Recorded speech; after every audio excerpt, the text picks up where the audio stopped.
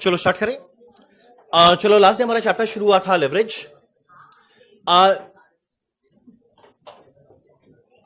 चलो लेवरेज का एक क्लास हो गया, आज हमारा सेकंड क्लास है। लास्ट डे जो पढ़े उसको रिवाइज करें, फिर आज का क्लास स्टार्ट करते हैं। अब जो लास्ट डे पढ़े हम श्योर तुम लोग रिवाइज करके आया होगा। चलो जरा देखें। सबसे पहले हम लोग लास्ट डे पढ़े थे हमारे इनकम स्टेटमेंट का फॉर्मेट। हमारे इनकम स्टेटमेंट का फॉर्मेट क्या रहेगा, हम लोग शुरू करने वाले हैं सबसे पहले सेल वैल्यू के साथ। एक मिनट, सबसे पहले शुरू करेंगे सेल वैल्यू के साथ। बोलो माइनस क्या करेंगे? Sale minus variable cost. Minus क्या करेंगे? क्या मिलेगा?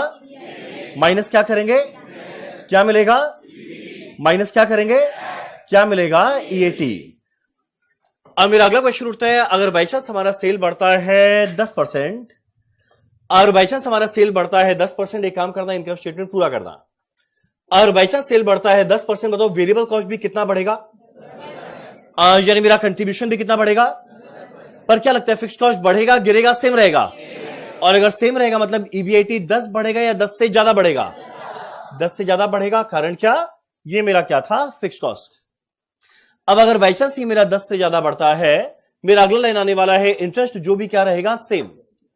और अगर ये सेम रहेगा यानी मेरा ईबीटी उससे ज्यादा बढ़ेगा। तो यही कारण हम लोग हमेशा बोलते हैं, अगर बाई चांस सेल बढ़ता है 10%, प्रॉफिट बढ़ेगा 10 से ज्यादा। और अगर ये चीज बढ़ने के लिए अप्लाई करता है, ये सेम चीज गिरने के लिए अप्लाई करता है। और बाई चांस सेल गिरेगा 10%, मेरा प्रॉफिट भी क्या गिरेगा? 10 से ज्यादा। अब मेरे को आंसर देना, ये होने का कुल मिला के इनकम स्टेटमेंट में कारण है 2। बोलो 2 कारण क्या क्या है? पहला मेरा पहला क्या है? Fix cost. मेरा अगला कारण क्या है? इंटरेस्ट का कॉस्ट। याद है दोनों का नेचर अलग अलग था। हमारे फिक्स कॉस्ट का नेचर क्या था? ऑपरेटिंग। हमारे इंटरेस्ट का नेचर क्या था? फाइनेंशियल। अब ध्यान देना, जैसे ही शब्द फिक्स कॉस्ट आता है, ये क्या क्रिएट करता है? रिस्क। रीजन क्या? अगर बाई चांस मेरा फिक्स कॉस्ट है अच्छे समय में अच्छा रहेगा, पर वही अगर बाई चांस बुरा वक्त है तो एग्जैक्ट ये जो मेरा 2 आदमी है, ये लोग एग्जैक्ट सेम कॉस्ट मांगेगा, तो बुरे वक्त में मेरा रिस्क बन के आएगा। अब मेरा अगला क्वेश्चन उठता है, ये जो कॉस्ट है, ये जो मेरा फिक्स कॉस्ट है, ये कौन सा रिस्क क्रिएट करेगा? Operating risk. जो मेरा इंटरेस्ट फाइनेंशियल नेचर का है, ये कौन सा रिस्क क्रिएट करने वाला है? Financial risk. अब जो मेरा ऑपरेटिंग रिस्क है, इसको मेजर करता है डॉल। जो मेरा फाइनेंशियल रिस्क है, इसको मेजर करता है डीएफएल। अब कोई बिना पेज टर्न के बताना, हमारे डॉल का फॉर्मूला क्या डिवाइडेड बाय क्या? मेरा फिक्स कॉस्ट के ऊपर में क्या आता है? कंट्रीब्यूशन। फिक्स कॉस्ट के बाद क्या बन गया है? ईबीआईटी। मेरा डीएफएल का फॉर्मूला क्या बनेगा? EBIT divided by EBT. अगला मेरे को कैलकुलेट करना है डीसीएल। अब डीसीएल को कैलकुलेट करने का तरीका होता है 2। बोलो पहला तरीका। पहला तरीका है डॉल इंटू डीएफएल। मेरा अगला तरीका क्या रहेगा? Contribution divided by EBT. बस यहां तक पढ़े थे लास्ट डे। स्टार्ट करते हैं आज का क्लास। सबसे पहले तुम लोगों का लास्ट डे का होमवर्क एक है। कितने लोग होमवर्क करके गलत से ही चलेगा, एटलीस्ट होमवर्क ट्राई करके आए हैं? कौन सा होमवर्क था? बाकी लोग को देखो। चलो उल्टा देखते हैं, कितने लोग होमवर्क ट्राई करके नहीं आए हैं? वाह, कुल मिलाकर 3-4 लोग। चलो एनीवेज, जो लास्ट डे का होमवर्क था, हम फटाफट उसका आंसर मैच करवाता है। राइट हुआ तो बढ़ते हैं आगे। वैसे आंसर कितना आया? 87। चलो जरा देखिए वही है क्या?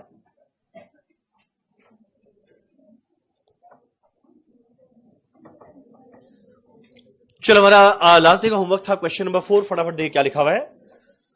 Company operates at a production level of 5000 unit. यानी मेरा कंपनी क्या कर रहा है? लास्ट ईयर में बनाया कुल मिलाकर 5000 यूनिट। मेरा कंट्रीब्यूशन दिया हुआ है ₹60 पर यूनिट। मेरा एक यूनिट में दिया हुआ है 60, यानी 5000 यूनिट में कंट्रीब्यूशन क्या आने वाला है? 5000 इंटू 60।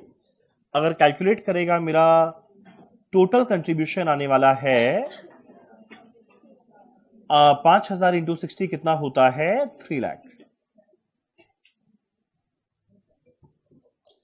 अब आगे हमारे क्वेश्चन में ऑपरेटिंग लेवरेज दिया हुआ है 6 और मेरा कंबाइंड लेवरेज दिया हुआ है 24 और क्वेश्चन में टैक्स का रेट दिया हुआ है 30%। मेरे को कैलकुलेट करना है अर्निंग्स आफ्टर टैक्स माने ईएटी। तुम लोग ऐसे कैसे किया? इसको करने का 2 तरीका है। तुम लोग कैसे किया? एक मिनट, कौन सा लेवरेज को यूज किया? पहले डीओएल फिर डीसीएल, पर डीओएल का काम क्या था? देखो मेरे को निकालना है ईएटी और इनकम स्टेटमेंट में याद करना sale minus variable cost contribution minus fixed cost EBIT minus interest EBT minus tax EAT. Sir by chance मेरे को ईबीटी मिल गया तो टैक्स माइनस करते ईएटी आ जाएगा। अब देखना कंट्रीब्यूशन ऑलरेडी पता है, ईबीटी निकालना है और याद है हमारे डीसीएल का फॉर्मूला क्या होता था? कंट्रीब्यूशन डिवाइडेड बाय ईबीटी, जो दिया हुआ 24। कंट्रीब्यूशन का वैल्यू पुट करेंगे तुरंत मिलेगा ईबीटी माइनस टैक्स करते क्या आएगा? ईएटी। तो एक काम करें डीसीएल को यूज करते हैं, डीसीएल है 24 जिसका मेरा फॉर्मूला है कंट्रीब्यूशन डिवाइडेड बाय ईबीटी और कंट्रीब्यूशन दिया हुआ है 3 लाख। तो पता है मेरे को ईबीटी कितना मिल जाएगा? ये गया इधर, ये गया इधर, मेरा ईबीटी आ जाएगा 3 लाख डिवाइडेड बाय 24 जो शायद आने वाला है 12,500। ठीक, अब जैसे मेरे को ईबीटी मिला, अब ये एग्जैक्ट यही वाला प्रॉफिट है जिसपे मेरे को टैक्स कैलकुलेट करना है। मेरा टैक्स का रेट कितना दिया हुआ है? 30%। चलो माइनस करते हैं टैक्स एट द रेट 30%। तो 12,500 का 30% आएगा 3750, यानी पता है ईएटी कितना मिल जाएगा? 8750। चलो डन। जो लोग भी होमवर्क करके आए सबका सेम आंसर आया था? एक बार कितने लोग का 8750 मेरे करने के पहले आया हुआ है और जिनका नहीं आया वो लोग समझा कैसे आया? चलो स्टार्ट करें आज का क्लास। Question number 5।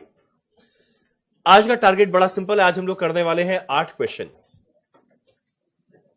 और हर एक क्वेश्चन को करने में लगेगा 5 से 10 मिनट। आज जिसका आखिरी 2 क्वेश्चन फैंटास्टिक होगा। अगर वो लास्ट का 2 क्वेश्चन को राइट आंसर दिया तो जो भी उस क्वेश्चन का आंसर है उतना अमाउंट उसका हुआ। जो भी लास्ट में ईएटी आएगा उतना अमाउंट उसका हुआ। जो भी लास्ट में ईएटी आएगा, लॉस आएगा तो हम लेंगे। जो भी लास्ट में ईएटी आया वो अमाउंट उसका हुआ। अभी नहीं, जो आखिरी का 2 क्वेश्चन आएगा उसमें। फिलहाल करते हैं क्वेश्चन नंबर 5।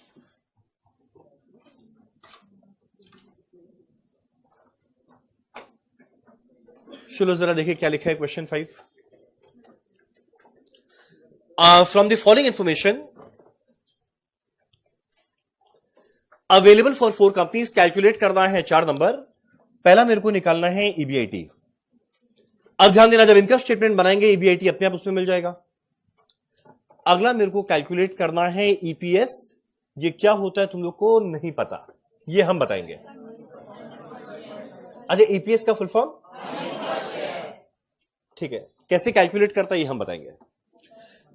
अब अगला मेरे को कैलकुलेट करना है ऑपरेटिंग लेवरेज माने डॉल और लास्ट में कैलकुलेट करना है फाइनेंशियल लेवरेज मतलब डीएफएल। ठीक, तुम लोग काम करना पार्ट 1, पार्ट 3, पार्ट 4, ये तीनों तो हो जाएगा। ईपीएस कैसे मिलेगा देखेंगे साथ में। अब देखो हमारे क्वेश्चन में इंफॉर्मेशन क्या दिया हुआ है। हमारा 4 कंपनी है पीक्यूआरएस, चारों में दिया हुआ है सेलिंग प्राइस पर यूनिट कितना में बेचे दिया हुआ है। मेरा वेरिएबल कॉस्ट पर यूनिट और अगला लिखा हुआ है कितना क्वांटिटी हम लोग बेचते हैं। तो देखो सेल वैल्यू कैसे मिलेगा? जितना यूनिट बेचे into selling price per unit. मेरा वेरिएबल कॉस्ट कैसे मिलेगा? जितना यूनिट बेचे into variable cost per unit. तो सेल आ गया माइनस के वेरिएबल कॉस्ट क्या मिलने वाला है? कंट्रीब्यूशन। अब कंट्रीब्यूशन के बाद मेरे को माइनस करना है फिक्स्ड कॉस्ट दिया हुआ है, आ गया ईबीआईटी। ईबीआईटी के बाद मेरे को माइनस क्या करना है? इंटरेस्ट। देखो इंटरेस्ट दिया हुआ है, मिल गया ईबीटी। और ईबीटी के बाद माइनस क्या करना है? टैक्स। देखो टैक्स का रेट दिया हुआ है, मिल गया ईएटी। लास्ट में दिया हुआ है नंबर ऑफ इक्विटी शेयर। ये क्यों दिया हुआ है ये जानेंगे बाद में। हम चाहेंगे इनकम स्टेटमेंट आप लोग स्वयं बनाएं, ईबीआईटी डॉल डीएफएल खुद कैलकुलेट करें। अच्छा, तुम लोग इनकम स्टेटमेंट 4 कंपनी का 4 अलग बनाएगा या एक ही में 4 कॉलम बनाएगा? एक ही में 4 कॉलम, पर्टिकुलर्स, पीक्यूआरएस।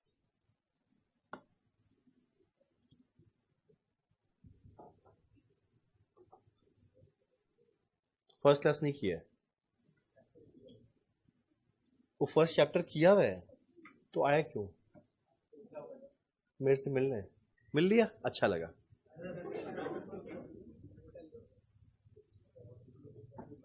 चलो एक काम करना, फटाफट ट्राई करना। क्वेश्चन नंबर 5 हमारा आज का पहला क्वेश्चन।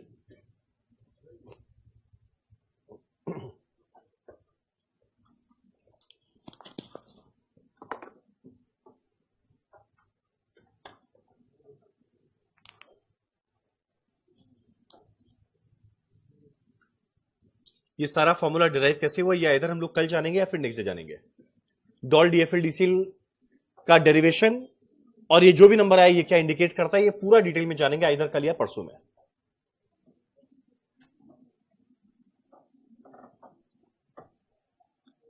चलो क्या बनाने वाले हैं, इनकम स्टेटमेंट।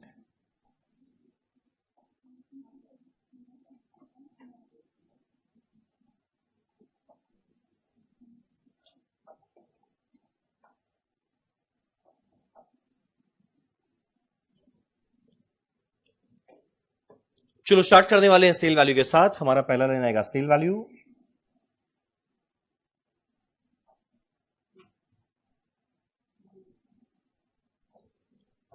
और हमारा सेल वैल्यू कैसे मिलेगा, जितना यूनिट बेचे into selling price per unit.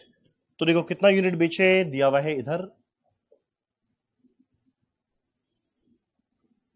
और कौन से रेट में बेचे देखो ये भी दिया हुआ है इधर।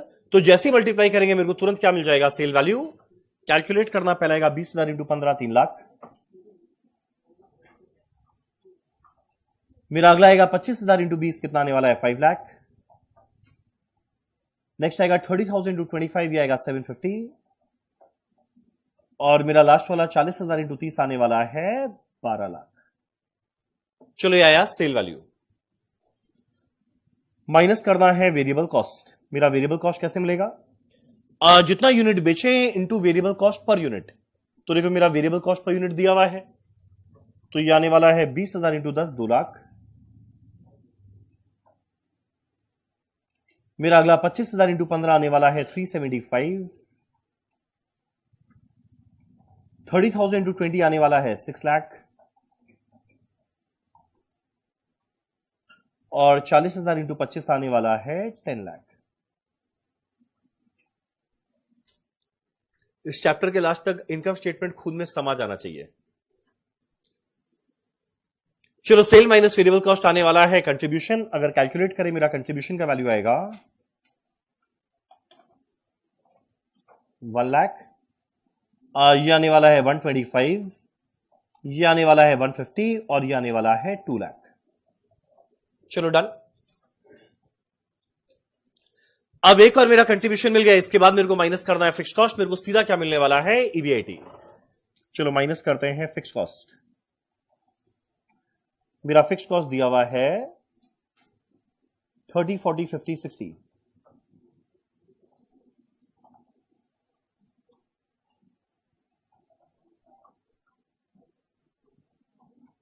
मेरे को सीधा क्या मिलने वाला है, ईबीआईटी, जो शायद आएगा 70,000। ये आने वाला है 85,000। ये आने वाला है 1 लाख और ये आने वाला है 1,40,000।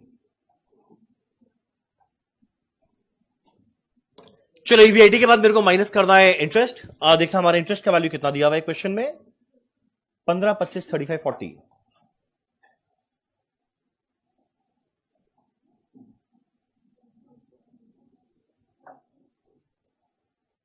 मेरे को सीधा क्या मिलने वाला है, ईबीटी। अब ईबीटी के बाद माइनस करेंगे टैक्स, क्या मिल जाएगा, ईएटी। ये शायद आएगा 55,000।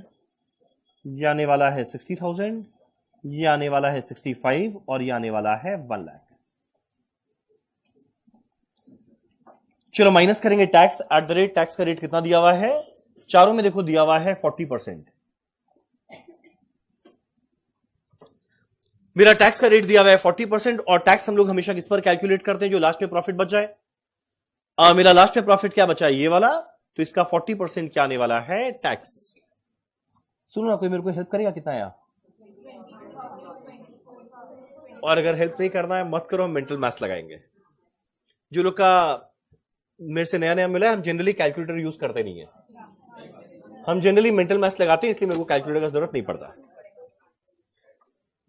चलो 55,000 का 40% आएगा 22,000। 60,000 का 40% आने वाला है 24,000। हमारे 65,000 का 40% आने वाला है 26,000। और 1 लाख का 40% आएगा 40,000। चलो माइनस करते ही क्या मिलेगा, ईएटी, जो शायद आने वाला है 33। ये आएगा 36, ये आएगा 39 और ये आने वाला है 60,000। सुनो ना, तुम लोग का ईएटी तक राइट हुआ। अब ईएटी के बाद देखो मेरे को 4 नंबर कैलकुलेट करना है। 4 में ईबीआईटी ऑलरेडी इनकम स्टेटमेंट में दिख रहा है, और उसके बाद क्या निकालना है, डॉल एंड डीएफएल। तो मेरा पहला पार्ट ईबीआईटी हो गया। अब ईपीएस बाद में निकाले, ये ईपीएस पहले बता दे क्या होता है, चलो पहले बता ही देते हैं। पहले पार्ट 1 हो गया, अब पार्ट 2 है ईपीएस। वेट, पहले तो ईपीएस का फुल फॉर्म क्या? मेरा अगला क्वेश्चन उठता है जो अर्निंग्स पर शेयर है। अब देखो हमारे पूरे एफएम में ना 2 ऐसा वर्ड है जो हम लोग हमेशा कैलकुलेट करेंगे नीव के व्यू पॉइंट से। नीव है ना तुम, ठीक? याद है लास्ट दिन नीव कौन बना था? कौन सा शेयर होल्डर? यानी पता है हमारा 2 ऐसा चीज है जो हम लोग हमेशा कैलकुलेट करते हैं इक्विटी शेयर होल्डर के व्यू पॉइंट से। एक हमारा है अर्निंग्स पर शेयर और एक हमारा है ROE. ROE return on equity. अब देखो हमारे इस क्वेश्चन ने कैलकुलेट करने बोला है अर्निंग्स पर शेयर। मेरा पहला क्वेश्चन उठता है इक्विटी शेयर होल्डर कौन होता है? कंपनी का ओनर। और अगर बाई चांस हमारा नीव कंपनी का ओनर है, इक्विटी शेयर होल्डर कंपनी का ओनर है, यानी लास्ट में जो बचा वो पूरा इसका हो गया। हम लोग जो अपना पीएल बनाते हैं सब कुछ माइनस करने के बाद जो लास्ट में बचे मेरा है। अब कंपनी के अंदर में लास्ट में जितना बचा, देखो हमारे कंपनी के केस में लास्ट में क्या बचा है? ईएटी। ये पूरे के पूरे ईएटी में किसका अधिकार है? हमारे कंपनी के ओनर का। और ध्यान देना हमारे कंपनी का ओनर बोर्ड ऑफ डायरेक्टर नहीं है, कौन है? Equity share holder. अब अगला क्वेश्चन उठता है ये पूरा रुपया क्या एक ही शेयर होल्डर लेकर चला जाएगा? आंसर है नहीं। जो लास्ट में रुपया बचा ये किसका है? सारे के सारे इक्विटी शेयर होल्डर का। और मेरे को निकालना क्या है? अर्निंग्स पर शेयर।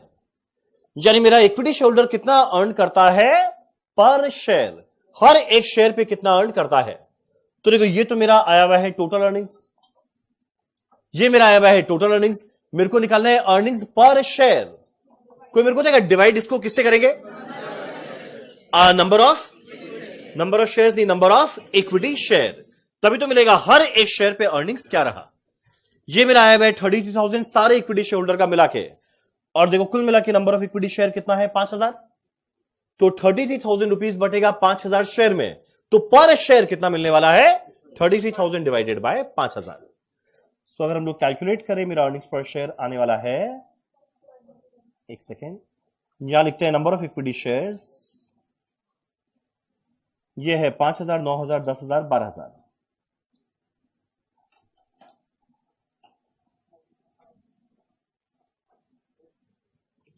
तो जो मेरा ईएटी आया है वो आया सारे के सारे इक्विटी शेयर होल्डर का मिला के। मेरे को निकालना है अर्निंग्स पर शेयर।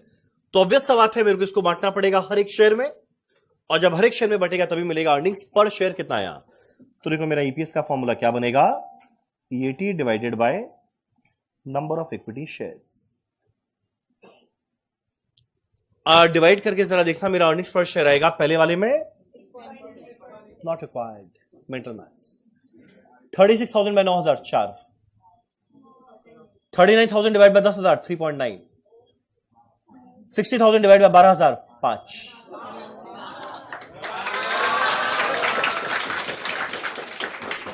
तुम लोग अप्रिशिएट किया, मजाक उड़ाया?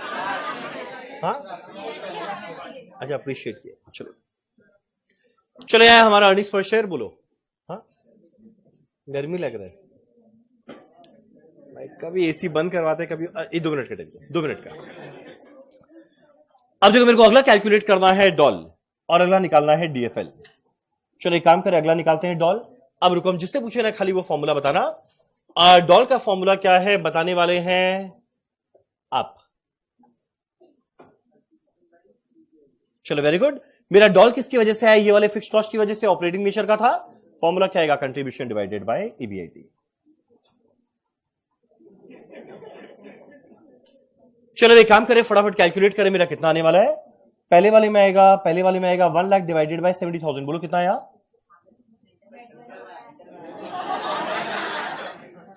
1.43। क्या राउंड? अच्छा पूरा बताया। 1.42857 मिल गया शांति भाई? तुम लोग के साथ सुबह जल्दी उठ के रट के आया क्या? अरे भैया ऑनलाइन में कोई आंसर नहीं है, चेक कर लो। एक तो ऐसे जलपुखड़ा लोग है ना यहाँ पे। चलो चलो अगला वाला फटाफट बताओ। अरे भाई कर बताओ ना। हमको बताने का मन ही नहीं है। आ जाओ रुको। 85,000 डिवाइडेड बाय 60,000 कितना आएगा? 1 पॉइंट। मेरा अगला आएगा 1 लाख डिवाइडेड बाय 65,000। अरे बोलो ना। 1 lakh by 65,000। Oh sorry, contribution by BIT. हाँ 1,50,000 में। हाँ सॉरी। 2 lakh divided by 1,40,000 1.4। चलो मेरा अगला है डीएफएल। मेरा डीएफएल का फॉर्मूला क्या है बताने वाली हैं आप। वाह, आपका नाम क्या है? गरिमा। चलो हमारा डीएफएल आता है ये फाइनेंशियल कॉस्ट इंटरेस्ट की वजह से फॉर्मूला क्या आएगा? EBIT divide by EBT 70 divided by 55।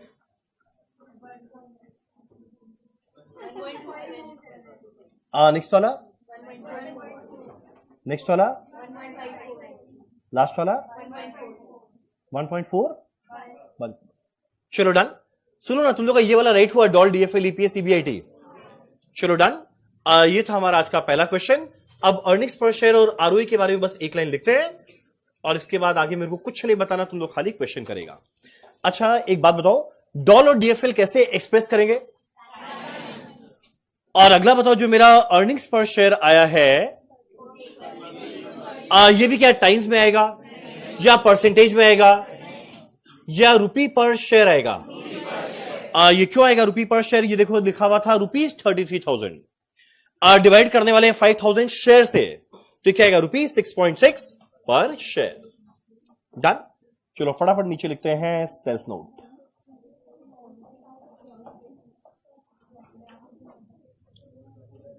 आज मेरे को एक चीज बहुत बुरा लगा, तुम लोग मेरा मेंटल मैथ्स टेस्ट करना चाहा और जब राइट आंसर दिए नजर झुक गया ना। एक ही क्या, एक पूछा हम बता दिया। और अगर यकीन नहीं हो तो एक काम करना, आज पूरे क्लास में मेरे को हेल्प मत करना, हम खुद कर लेगा। हाँ चलो डन। इतना रंजन किसी का सुनेगा नहीं। चलो अभी बोलती है आज सुबह लगता है सारा याद करके आए। चलो एक काम करना, यहां लिखना अर्निंग्स पर शेयर ब्रैकेट में ईपीएस। सेल्फ नोट का मतलब हमारे आपस का बात, इसको एग्जाम में बताने का जरूरत नहीं है, ये हम लोग दोनों के बीच का बात है। ठीक। मेरा अर्निंग्स पर शेयर ब्रैकेट में EPS and return on equity, return on equity bracket में ROE are always calculated from view point of equity share holder.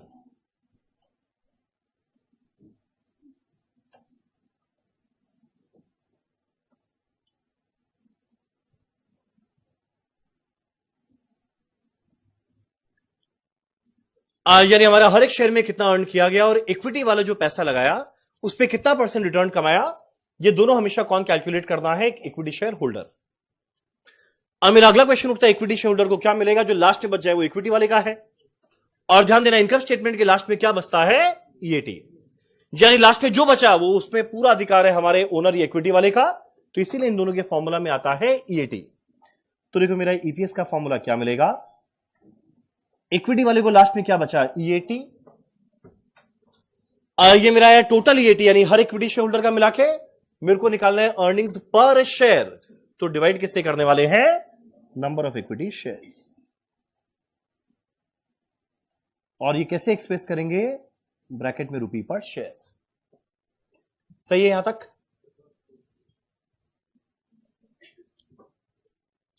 तुम ठीक है ना? वो कोल्ड तब ठीक है, क्योंकि मास्क पहन के डर जाता है।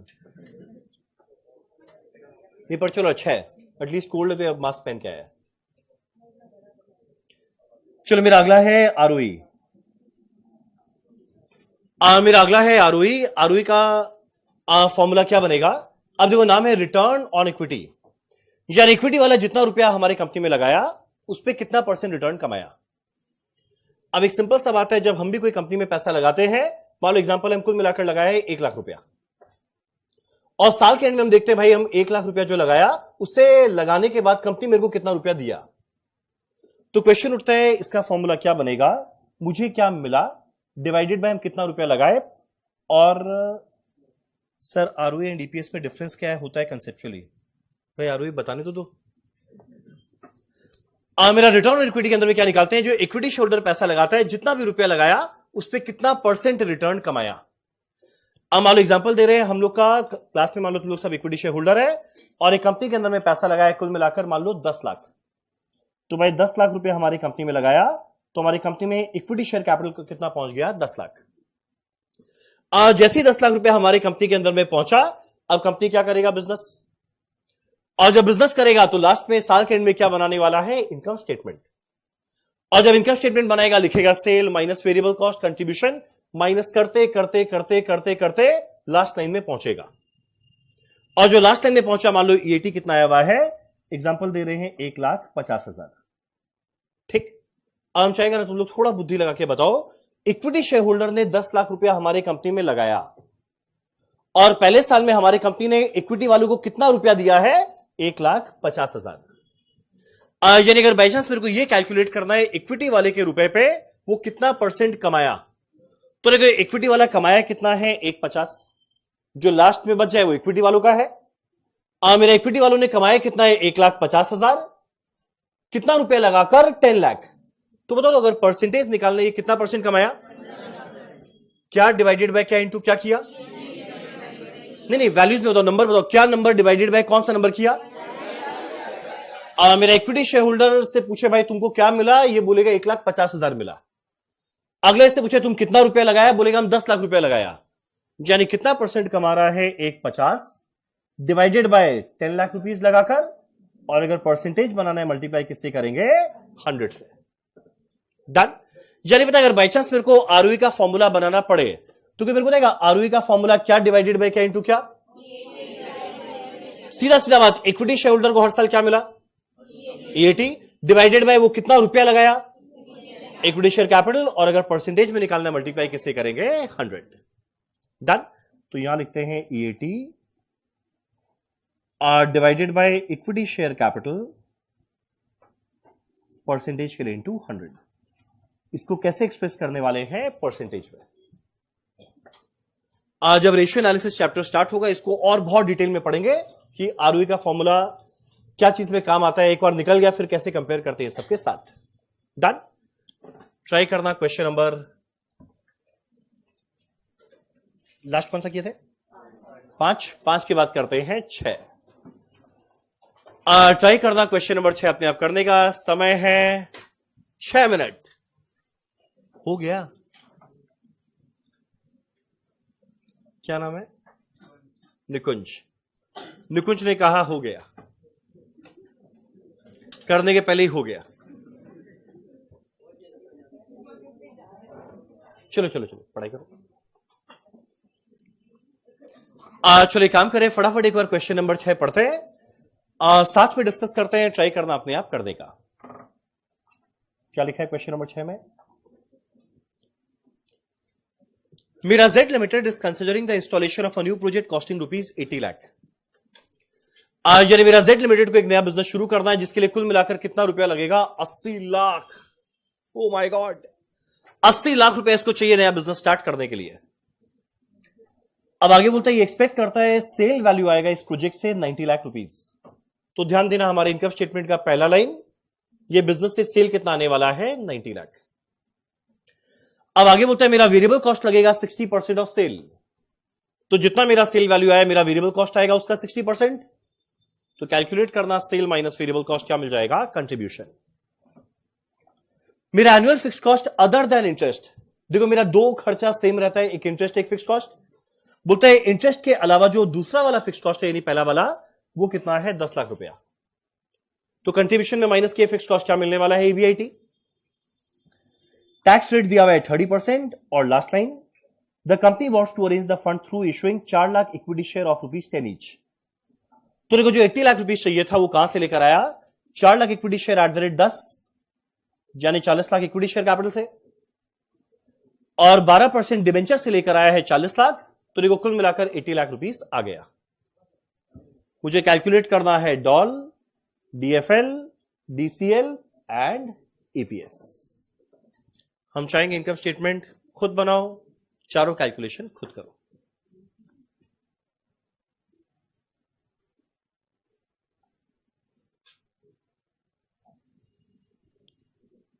हो गया?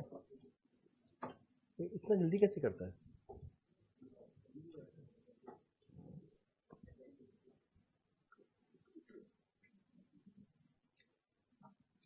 फटाफट फटाफट फटाफट। घबराने का नहीं है, डरने का कुछ नहीं है। तुम लोग क्वेश्चन करो, तुम लोग को मोटिवेट करेगा। नहीं है, मोटिवेट करेंगे।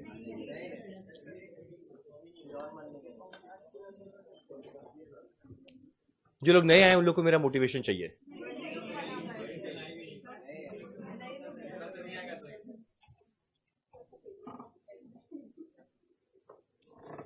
चलते चलो, करते चलो, आगे बढ़ते चलो।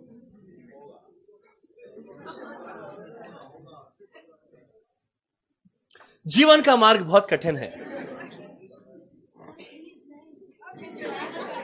एक मिनट, जो नए वाले लोग हैं उन लोगों को मेरा मोटिवेशन चाहिए। जीवन का मार्ग बहुत कठिन है, यहां बहुत पत्थर मिलेंगे। अच्छा चलो ठीक है, तो सुनाने का नहीं है, पढ़ो पढ़ो।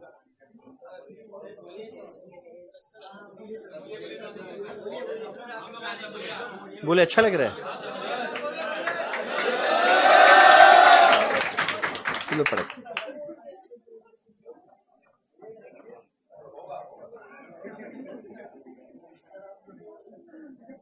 तुम लोग मेरे को ना एक काम करना है, एक बार ईएटी बताना अगर आ जाए तो। 14। चलो देखते हैं। मेरा सबसे पहले सेल वैल्यू जरा देखा, हमारा सेल वैल्यू कितना दिया हुआ है? 90 लाख। तो भैया शुरुआत करने वाले हैं सेल वैल्यू 90 लाख से। यानी जो भी मेरा नया बिजनेस आएगा इसके अंदर में मेरा सेल वैल्यू कितना आने वाला है? 90 लाख। अब माइनस करना है वेरिएबल कॉस्ट। मेरा वेरिएबल कॉस्ट कितना है? 60% ऑफ सेल। मेरा 60% ऑफ सेल कितना आएगा? 90 लाख का 60% आने वाला है 54 लाख।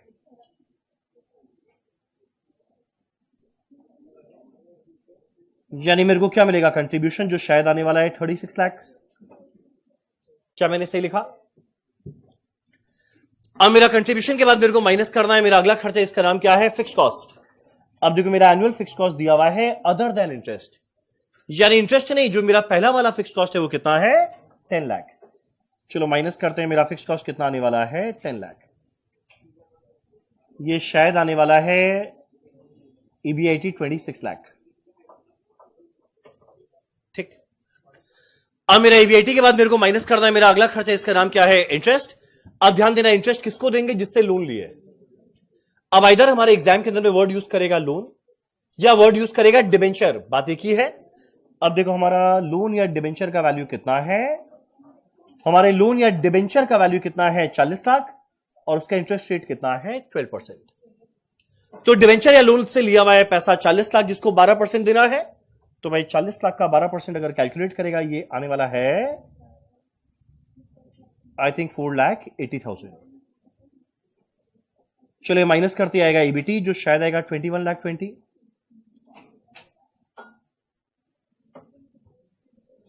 अब एक बार मेरा EBT आ गया, इसके बाद मेरे को माइनस करना है टैक्स। हमारे क्वेश्चन में देखो टैक्स का रेट कितना दिया हुआ है?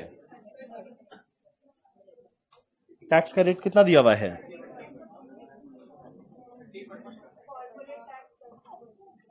ये ना मेरा टैक्स का रेट दिया हुआ है 30%। और ध्यान देना टैक्स इस पे कैलकुलेट करेंगे जो लास्ट में प्रॉफिट बच गया इस पे। मेरा 21,20,000 का 30% आने वाला है 636,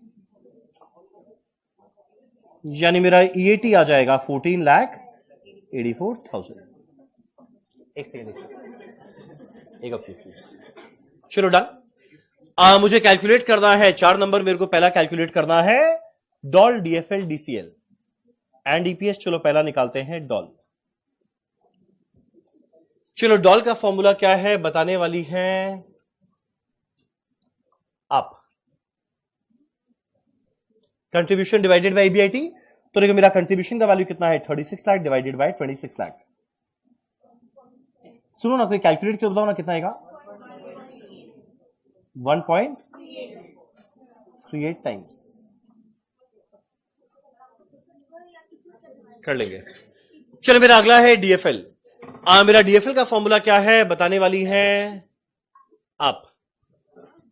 हाँ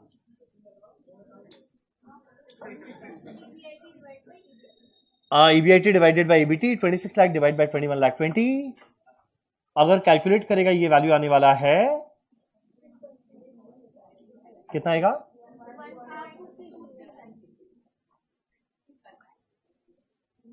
तुम लोग पढ़ रहे हैं मेरा टेस्ट दे रहे हैं? चलो मेरा अगला है DCL। अब DCL को कैलकुलेट करने का दो तरीका, इधर डॉल इंटू DFL कर या कंट्रीब्यूशन डिवाइडेड बाय EBT। तो देखना ये आएगा 36 लाख डिवाइडेड बाय 21 लाख 20,000, जो शायद आने वाला है 1.70। लास्ट में मेरे को कैलकुलेट करना है EPS। और हमारा EPS कैसे मिलेगा? अर्निंग्स पर शेयर किसकी व्यू पॉइंट से कैलकुलेट करते हैं? इक्विटी, जो लास्ट में बचा वो इक्विटी वालों का। तो देखो लास्ट में क्या बचा है 1484, और मेरे को निकालना है अर्निंग्स पर शेयर। तो डिवाइड किससे करेंगे? Number of share. और देखना मेरा नंबर ऑफ इक्विटी शेयर कितना दिया हुआ था 4 लाख, और कैलकुलेट करेगा ये आने वाला है ₹3.71 पर शेयर। चलो डन। सुनो ना, तुम लोग का ये वाला राइट हुआ? चारों नंबर राइट हुआ? एक सेकेंड, कितनों का मेरे करने के पहले चारों नंबर राइट हो गया था? यानी तुम लोग को आ गया है, यानी तुम लोग मेरे को चैलेंज कर रहा है। Challenge accepted. करना क्वेश्चन नंबर 9। रंजन को चैलेंज करने का परिणाम क्या होता है तुम लोग बहुत जल्दी अभी देखेगा।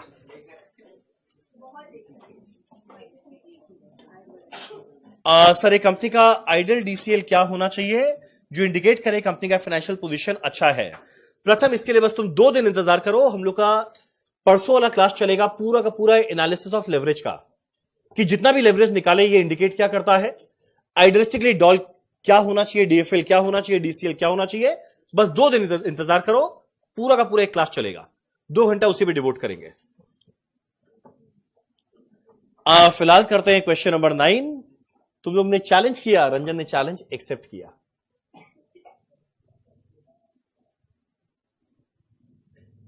अब देखो हमारे एक्स लिमिटेड का डिटेल दिया हुआ है।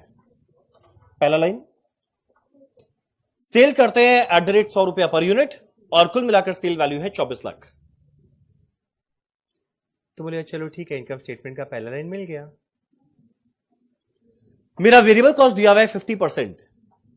अब ये नहीं बताया मेरा जो वेरिएबल कॉस्ट 50% है ये क्या चीज का है। तुम लोग बताओ, जो मेरा वेरिएबल कॉस्ट है ये अगर परसेंटेज में रहे ये क्या चीज का होना चाहिए?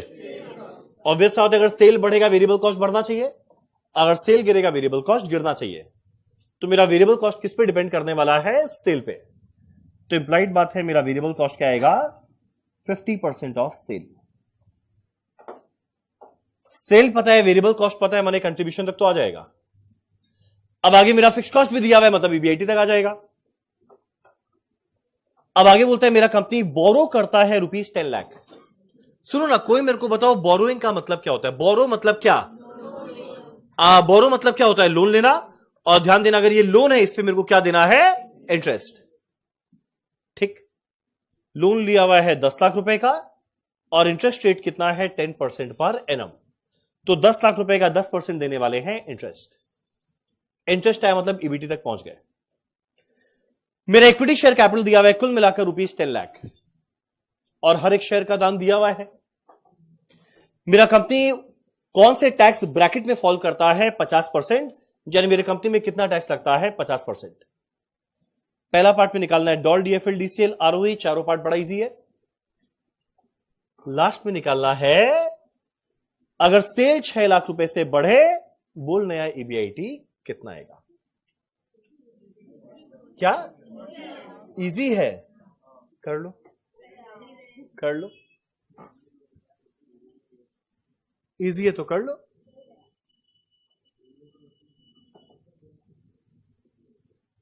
तुम्हारा किया हुआ है ना?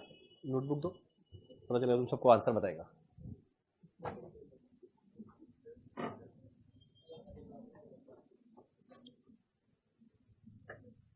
ट्राई करो अपने आप करने का। समय है 5 मिनट।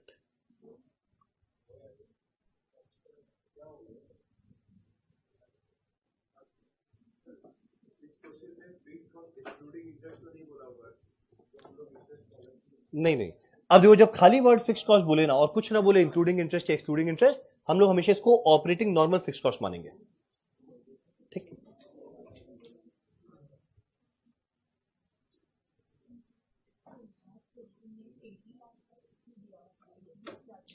जो लास्ट क्वेश्चन में 80 लाख दिया हुआ था वो ये दिया था टोटल मिलाकर कितना रुपया लगेगा 80 लाख। अब 80 लाख में 40 लाख रुपीस लेकर आए इक्विटी शेयर से और बाकी 40 लाख लेकर आए डिवेंचर से। यानी 80 लाख का खुद का कोई मतलब था नहीं, वो बस सेग्रीगेट करने के लिए था कि इक्विटी से कितना लेकर आए वो ईपीएस के लिए था और डिवेंचर से कितना लेकर आए वो इंटरेस्ट के लिए था। ठीक है ना? ट्राई करना क्वेश्चन 9। मेरे को मेन जानना है पार्ट 5 का आंसर। घबराओ मत, मल्टीपल आंसर आएगा। पहला बोली लगाया 5 लाख का और बोली लगेगा, देख ले, वेट तो करो। कितना? अगला बोली लगा है 8 लाख का। बिल्कुल नहीं,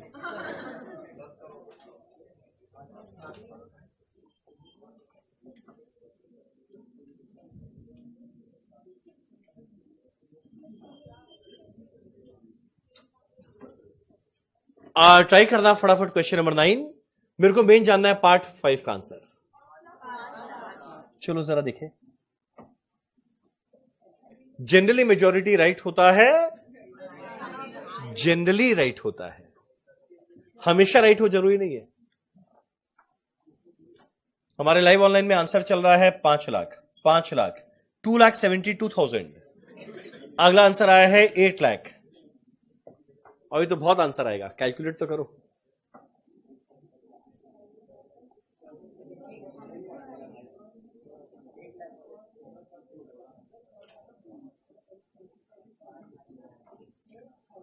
चलो, हमारा सेल वैल्यू है 24 लाख। परफेक्ट। चलो माइनस करना है मेरे को वेरिएबल कॉस्ट। मेरा वेरिएबल कॉस्ट कितना है? मेरा वेरिएबल कॉस्ट कितना है? 50% ऑफ सेल। तो भाई 24 लाख का 50% अगर कैलकुलेट करेंगे कितना आने वाला है? 12 लाख।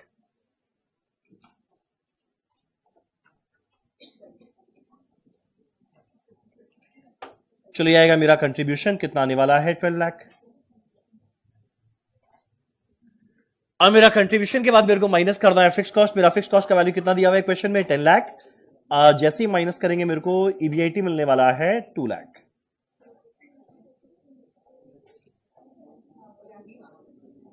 अब ईबीआईटी के बाद मेरे को माइनस करना है इंटरेस्ट। इंटरेस्ट किसको देंगे? जिससे लोन लिए थे।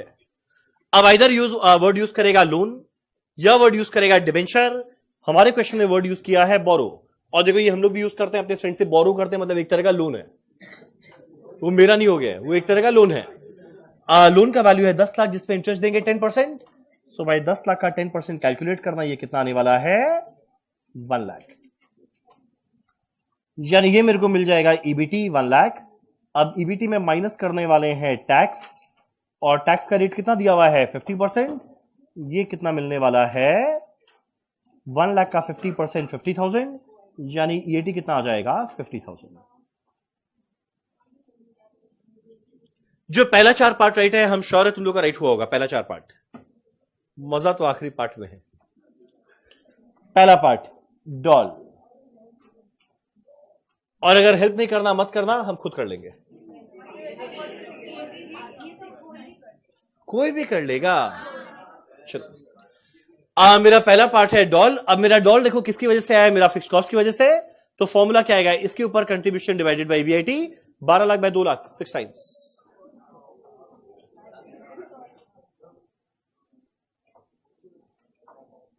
मेरा सेकंड पार्ट है डीएफएल। मेरा डीएफएल किस वजह से आता है? फाइनेंशियल कॉस्ट की वजह से, जो क्या था? इंटरेस्ट। तो भाई इसका फॉर्मूला क्या आएगा? इसके ऊपर EBIT by EBT, 2 lakh by 1 lakh, 2 times.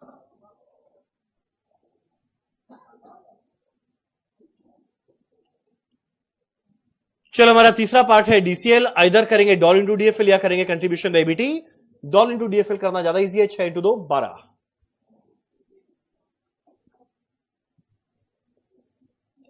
Part 4 निकालना है रिटर्न ऑन इक्विटी। यानी इक्विटी वाला जितना रुपया लगाया उस पर कितना परसेंट कमाया। इक्विटी वाला क्या कमाएगा? जो लास्ट में बच गया वो इक्विटी वालों का है। तो देखो भैया लास्ट में क्या बचा है? 50,000 डिवाइडेड बाय इक्विटी वालों ने कितना रुपया लगाया था। देखो इक्विटी वालों ने कितना रुपया लगाया था? कुल मिलाकर 10 लाख। परसेंटेज के लिए इंटू 100 कितना आने वाला है? 5%। ठीक, अब अगला बारी है पार्ट 5। सर आरओई और ईपीएस के बीच का डिफरेंस देखो। अर्निंग्स पर शेयर में इक्विटी वाला जानता है वो हर एक शेयर पे कितना रुपया कमाया, हर एक शेयर पे कितना रुपया कमाया। रिटर्न ऑन इक्विटी में वही जानता है हर एक रुपया लगा के कितना परसेंट कमाया। समझा डिफरेंस क्या बोला? अर्निंग्स पर शेयर में हर एक शेयर पे, मान लो एक जन के पास 5 शेयर है, किसी के पास 10 शेयर है, किसी के पास 20 शेयर, वो ये जानेगा हर एक शेयर पे कितना रुपया कमाया। मेरे पास अगर एक शेयर है, हम एक शेयर पे कितना रुपया कमाया। और रिटर्न ऑन इक्विटी में निकालता है कि भाई वो हर एक रुपया लगा के कितना परसेंट कमाया। वो एक शेयर पे कितना कमाया, ये एक रुपए पे कितना परसेंट कमाया। अब आखिरी आता है पार्ट 5। अगर सेल बढ़ता है 6 लाख, बोलो नया ईबीआईटी क्या? एक सेकेंड, तुम लोग सबका पार्ट 5 ट्राई करना हुआ? आंसर क्या आया? 1 मिनट, कितनों का 5 लाख आया? गर्व के साथ हाथ उठाओ, गर्व के साथ। अरे मतलब वैसे कर नहीं। चलो ऑलमोस्ट पूरे क्लास का आया है 5 लाख। अब रुको, कितनों का आया है? 8 लाख। ये 8 लाख वाला कहां गया? कोई बोला था ना? अच्छा सॉरी, ऑनलाइन में 8 लाख भी है, 2 लाख भी है, 5 लाख भी है, 272 भी है, 6,90,000 भी है। 1 मिनट, ये क्लास में किसी का भी 8 लाख आया है? तुम्हारा है? क्या नाम है? आदर्श। चलो ठीक, तुम लोगों को जान के खुश। इसके अलावा और कोई आंसर? 2 लाख। और कोई आंसर? 2 लाख। और कोई आंसर? 3 लाख आया। चलो ठीक, तो देखो हमारे आंसर आया हुआ है, एक आया है 5 लाख, 8 लाख एंड 2 लाख। चलो अब एक काम कर, एक सेकंड प्लीज, तुम लोग कितना बोलता है, सुनो। अब हम बताते हैं, अब हम बताते हैं इसका राइट आंसर 2 लाख तो नहीं है। तो जो 2 लाख वाला था वो नहीं है, जो भी 2-3 लोग का आया था। तुम लोगों को जान के आश्चर्य होगा, तुम लोगों को जान के खुशी मिलेगा, जो 5 लाख वाले थे, जो 5 लाख रुपए वाले थे, बस एक और फाइनल बार 5 लाख वाले हाथ उठाना। उठा उठा, एक फोटो ले, उठा उठा, एक बार। तुम लोग जो लोग का आंसर 5 लाख आया, एक बार हाथ उठाना। 5 लाख, इतने सारे लोग का आया हुआ है 5 लाख। उल्टा हाथ नीचे, किसका आया था? 8 लाख।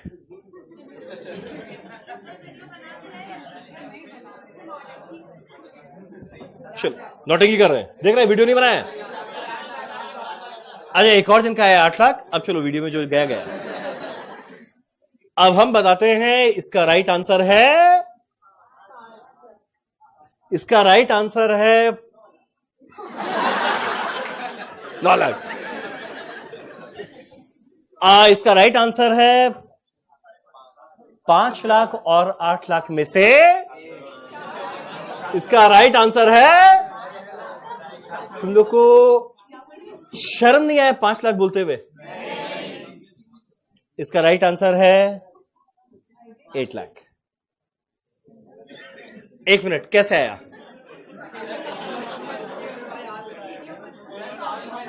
सॉल्व करके आया, हमको ये पता है कैसे सॉल्व करके आया। अब 1 मिनट, 1 मिनट, आप बताओ, आपका तो 8 लाख आया है, कैसे आया?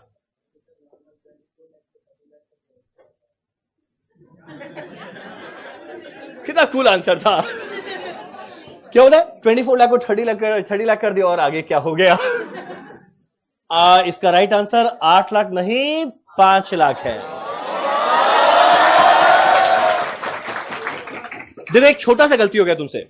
अगर बाई चांस सेल वैल्यू बड़ा है, अगर बाई चांस सेल वैल्यू बड़ा है, तो ऑब्वियस सा बात है वेरिएबल कॉस्ट सेम रहेगा या बढ़ेगा? बढ़ेगा। यानी पता है पार्ट 5 का अगर आंसर निकाले, हमको जानना ये लोग का आंसर कैसे है। 272, 9,60,000 आया कैसे? 272 कैसे आ रहा है? सुनो, हम एक काम करें, पार्ट 5 वाला यहां पे बाजू में करके दिखाए। ठीक, जरा देखना, 24 लाख था, 6 लाख रुपया और बढ़ा है, यानी आया ये 30 लाख। अब ध्यान देना, सेल के वैल्यू बढ़ने पे, सेल वैल्यू बढ़ने पे फिक्स कॉस्ट तो सेम रहेगा, और अगर वेरिएबल कॉस्ट को भी सेम रख दिया तो भाई फिक्स वेरिएबल में डिफरेंस क्या रहा? अगर सेल वैल्यू बढ़ा तो मेरा वेरिएबल कॉस्ट भी बढ़ेगा। मेरा वेरिएबल कॉस्ट कितना है? 50% ऑफ सेल। जितना भी सेल रहे उसका 50%। यहां 24 लाख था तो 24 लाख का 50%, यहां 30 लाख है तो 30 लाख का 50%। कितना आने वाला है? 15 लाख। यानी मेरा कंट्रीब्यूशन आया 15 लाख। मेरा फिक्स कॉस्ट क्या रहेगा? सेम, यानी ईबीआईटी कितना आने वाला है? 5 लाख। डन। एक मिनट, हम एक चीज ऑब्जर्व किया, जब तुम लोग आंसर दिया ना, तुम लोग में थोड़ा ईगो आ गया। अब तुम मेरे को और चैलेंज कर रहा है। एक काम करना, एक हाँ बोलो।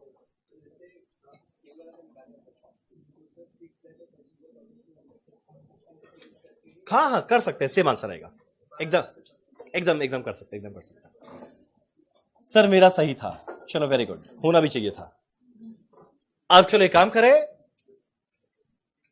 चैलेंज है ना? Challenge not accepted. अगले क्वेश्चन में नहीं, उसके नेक्स्ट में। वेट, एक सेकेंड, 1 मिनट। आपने क्या कहा? डर गए। Question number 16, finish.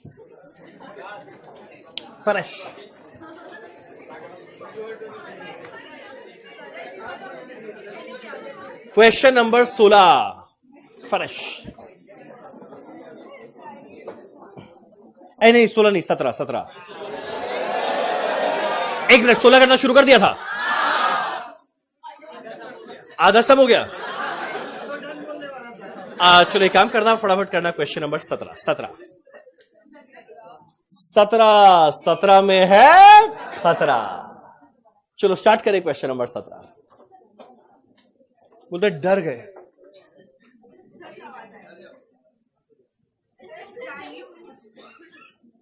अब एक काम करें, क्वेश्चन अब हम बताएंगे नहीं, कर अपने आप करो।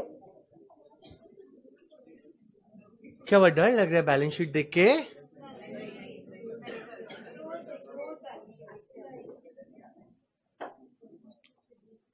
हमारे कंपनी का बैलेंस शीट, इनकम स्टेटमेंट बनाकर दिया है, और हम सही बताएं बैलेंस शीट, फटाफट देखिए बैलेंस शीट में क्या क्या है। वैसे पहला दिया हुआ है इक्विटी शेयर कैपिटल ₹10 पर शेयर, और टोटल इक्विटी शेयर कैपिटल दिया हुआ है 8 लाख। बोलो तो इस लाइन से तुम लोगों को क्या पता चलेगा? मेरा इक्विटी शेयर कैपिटल का वैल्यू है कुल मिलाकर 8 लाख रुपया, और हर एक शेयर का दाम है 10 रुपया। यानी बताओ इससे मेरे को क्या मिल जाएगा? Number of equity share. और नंबर ऑफ इक्विटी शेयर बस एक ही चीज में काम आता है, ईपीएस निकालने के लिए। तो भाई 8 लाख इक्विटी शेयर कैपिटल है, ₹10 ईच, यानी 80,000 इक्विटी शेयर @10।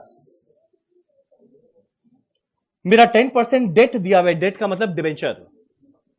अब जो मेरा डिबेंचर दिया हुआ है वो क्या चीज में काम आएगा? डिबेंचर एक तरह का लोन है, और अगर ये एक तरह का लोन है, इसको मेरे को हर साल क्या देना पड़ेगा? इंटरेस्ट।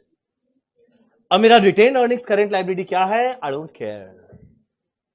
मेरा फिक्स्ड एसेट करंट एसेट क्या है? Honestly I don't care. अब आगे मेरा इनकम स्टेटमेंट बनाकर दिया है, सेल वैल्यू 340। ना अपने आप मिलजुल के सब राइट कर लेंगे अपने आप। सेल वैल्यू दिया हुआ है 340, माइनस किया हुआ है ऑपरेटिंग एक्सपेंस इंक्लूडिंग 60,000 डेप्रिसिएशन 120, और माइनस करके मेरे को पता है सीधा क्या मिल गया है? ईबीआईटी। यानी कोई मेरे को बताओ, अगर सेल के बाद ये खर्चा माइनस करके ईबीआईटी मिल गया, यानी बोलो ये वाले कॉस्ट के अंदर में मेरा क्या क्या जुड़ा हुआ है? मेरा वेरिएबल कॉस्ट, फिक्स कॉस्ट दोनों जुड़ा हुआ रहेगा। तो सोचो ना, सेल में वेरिएबल कॉस्ट भी माइनस हो गया होगा तो कंट्रीब्यूशन तक आया, और फिक्स कॉस्ट भी माइनस कर दिए तो ईबीआईटी तक आया। मेरे को करना क्या है? इसको अलग करना है, इसमें कितना वेरिएबल है कितना फिक्स्ड है, तभी तो इनकम स्टेटमेंट सही बनेगा। मेरे को मिलेगा ईबीआईटी, माइनस करेंगे इंटरेस्ट मिलेगा ईबीटी, माइनस करेंगे टैक्स क्या मिलेगा? ईएटी। ठीक है। क्वेश्चन का लास्ट लाइन, कैलकुलेट करना है degree of operating financial and combined leverage DOL DFL DCL at the current sale level, जो आज के दिन सेल वैल्यू उस पर निकाल। एफ, कोई मेरे को यह अंग्रेजी समझाना। If all operating expenses other than depreciation are variable. Correct. All operating expense यानी जो पूरा 1,20,000 है, अदर देन डेप्रिसिएशन, पूरा का पूरा operating expense other than depreciation, depreciation को छोड़ के बाकी जितना खर्चा है वो क्या है, वेरिएबल। तो ये देखो मेरा कुल मिला के ऑपरेटिंग एक्सपेंस है 1,20,000, इसमें डेप्रिसिएशन कितना दिया हुआ है, 60,000। क्वेश्चन में क्या लिखा है, ऑल ऑपरेटिंग एक्सपेंस यानी 1,20,000 अदर देन डेप्रिसिएशन। 120 में डेप्रिसिएशन के अलावा बाकी वेरिएबल है, तो 120 में से डेप्रिसिएशन हटा दे 60,000, तो बाकी क्या बचेगा, 60,000, वो क्या है, वेरिएबल। ये वाला लाइन समझा। ऑल ऑपरेटिंग एक्सपेंस जो है हमारा 1,20,000 अदर देन डेप्रिसिएशन, इसमें डेप्रिसिएशन को हटा, बाकी सब वेरिएबल। तो 120 में डेप्रिसिएशन 60,000 को हटा, बाकी सब वेरिएबल। तो 120 के अंदर में 60,000 वेरिएबल है, तो बाकी 60,000 फिक्स्ड है। तो देखो मेरा ढंग से पूरा का पूरा इनकम स्टेटमेंट बन जाएगा। बनाना और कैलकुलेट करना, डॉल डीएफएल डीसीएल कितना आया,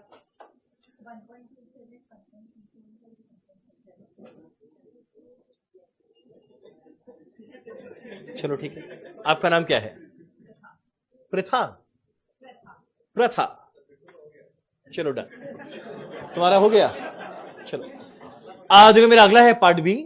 बोलता अगर total asset remain at the same level but sale increase by 20%। अब दो सिनेरियो और बनाया कि अगर बाई चांस सेल 20% बढ़ जाए या सेल 20% डिक्रीज हो जाए, तो कैलकुलेट करना है दोनों में अर्निंग्स पर शेयर कितना आएगा। यानी सरल भाषा में देखें तो हमारा इनकम स्टेटमेंट में एक नहीं 3 कॉलम है, एक प्रेजेंट वाला, और आगे बोलता है अगर बाई चांस सेल 20% बढ़े तो ईपीएस कितना आएगा, और अगला अगर बाई चांस सेल 20% डिक्रीज करे तो ईपीएस कितना आएगा। तो एक काम करना, 3 कॉलम के लिए एक जगह छोड़ना, पहला वाला इनकम स्टेटमेंट बना के डॉल डीएफएल डीसीएल निकाल, पहला पार्ट डन। फिर सेकंड कॉलम में बनाएंगे अगर सेल 20% बढ़े तो ईपीएस कितना, अगर सेल 20% गिरे तो ईपीएस कितना। ट्राई करो एक बार अपने आप करने का।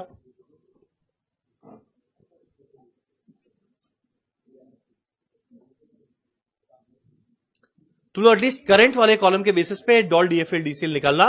मेन ये क्वेश्चन में वेरिएबल और फिक्स्ड को अलग करना था, जो हम लोग अलग कर दिए।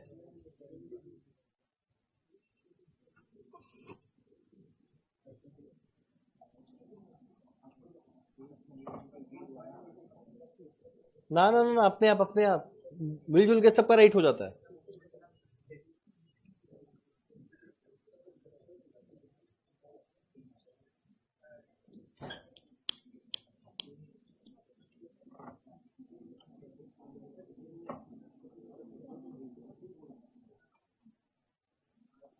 चलो हमारा क्वेश्चन 17 में सबसे पहले करंट वाला का इनकम स्टेटमेंट बनाना और कैलकुलेट करना डॉल डीएफएल डीसीएल।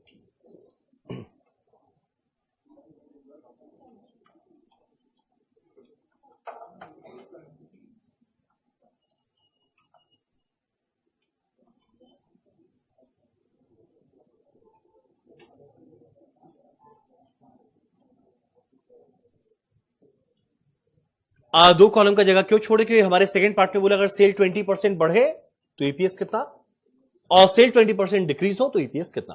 तो पूरा इनकम स्टेटमेंट बनाना ही पड़ेगा वैसे भी।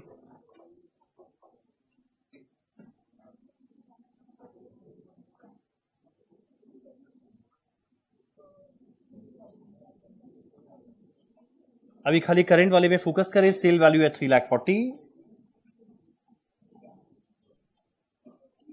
चलो माइनस करेंगे वेरिएबल कॉस्ट। मेरा वेरिएबल कॉस्ट कितना था, जितना मेरा ऑपरेटिंग एक्सपेंस है डेप्रिसिएशन को छोड़ के बाकी सब वेरिएबल। तो मेरा जितना ऑपरेटिंग एक्सपेंस है डेप्रिसिएशन को छोड़ के बाकी वेरिएबल, तो 120 में 60 गया, बाकी आया वेरिएबल। वेरी गुड बोल देंगे, और क्या हुआ। चलो सेल माइनस वेरिएबल कॉस्ट आया कंट्रीब्यूशन, ये आया 280।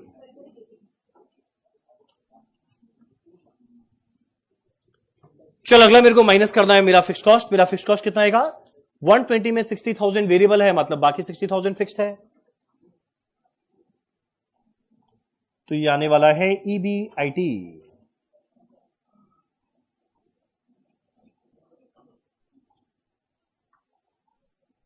चलो अगला माइनस करेंगे इंटरेस्ट, कितना दिया हुआ है? 60,000। मेरे को क्या मिलने वाला है? EBT।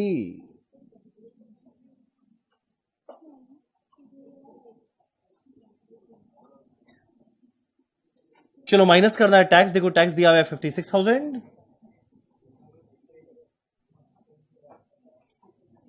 ये हमारा जाएगा EAT, कितना आने वाला है? 1,04,000। बोलो ये इनकम स्टेटमेंट तो बड़ा इजी था। पहला पार्ट में कैलकुलेट करना है डॉल DFL DCL, आराम से कर लो, फिर सेकंड पार्ट करना। ठीक है, ठीक है, हुआ है ना? राइट या गलत थोड़ी पता है।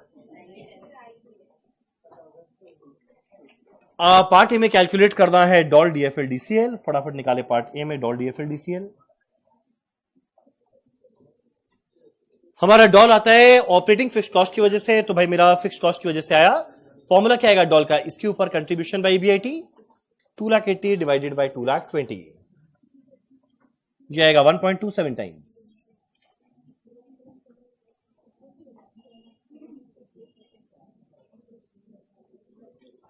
चलो मेरा अगला आने वाला है DFL। मेरा DFL किस वजह से आने वाला है? फाइनेंशियल कॉस्ट की वजह से, वो इंटरेस्ट था। और फॉर्मूला क्या बनेगा? इंटरेस्ट के ऊपर में है EBIT डिवाइडेड बाय EBT, तो आएगा 220 डिवाइडेड बाय 160, जो शायद आने वाला है 1.375।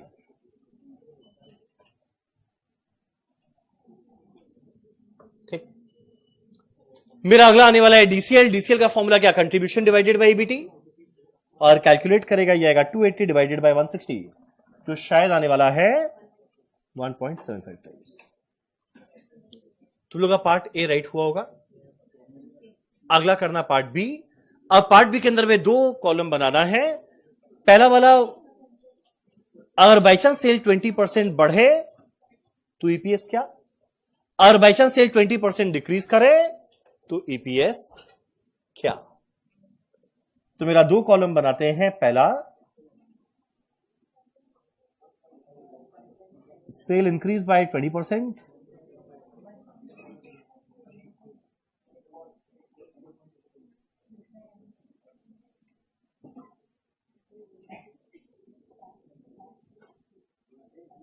और मेरा अगला आएगा सेल डिक्रीज बाय 20%।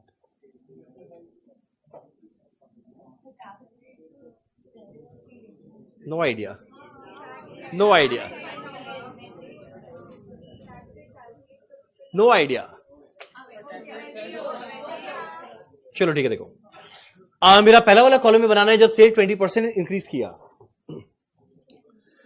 ध्यान देना, जब सेल 20% बढ़ेगा, जब सेल 20% बढ़ेगा, जब सेल 20% बढ़ेगा तो वेरिएबल कॉस्ट को सेम मत रख देना। अगर सेल 20% बढ़ेगा तो मेरा वेरिएबल कॉस्ट भी 20% बढ़ेगा, कंट्रीब्यूशन भी 20% बढ़ेगा, पर मेरा फिक्स्ड कॉस्ट और इंटरेस्ट क्या रहेगा? सेम। और बाद में टैक्स माइनस कर देना, क्या मिल जाएगा? EAT। ठीक है, वेरी इजी। चलो एक काम करें, फटाफट निकाले। सेल अगर 20% बढ़े तो जो मेरा 3,40,000 था, इसको 20% इंक्रीज करे। इंक्रीज करके देखना ये कितना आने वाला है? 4,08,000।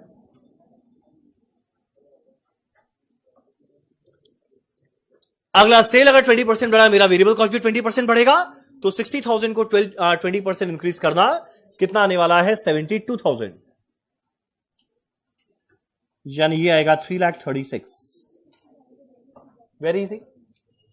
भले सेल बढ़े या सेल गिरे, मेरा जो फिक्स कॉस्ट है हमेशा रहेगा सेम, और जो मेरा इंटरेस्ट है ये भी फिक्स नेचर का है, वो भी क्या रहेगा? सेम, यानी ये 60,000 ही रहेगा, तो ये मिल जाएगा 276, और ये भी 60,000 ही रहेगा, ये मिल जाएगा 2,16,000। बोलो यहां तक क्लियर है? ठीक। अब एक सेकेंड, अब बोलना मत बस, ठीक। चलो मेरा EBT आया 2,16,000। अब आगे मेरे को माइनस करना है टैक्स। एक सेकेंड, बोलना नहीं। टैक्स का अमाउंट तुम लोग लिखा होगा 56,000। टैक्स का अमाउंट कितना लिखा? एक मिनट, मतलब ये सेम रखा है, क्या किया टैक्स के साथ?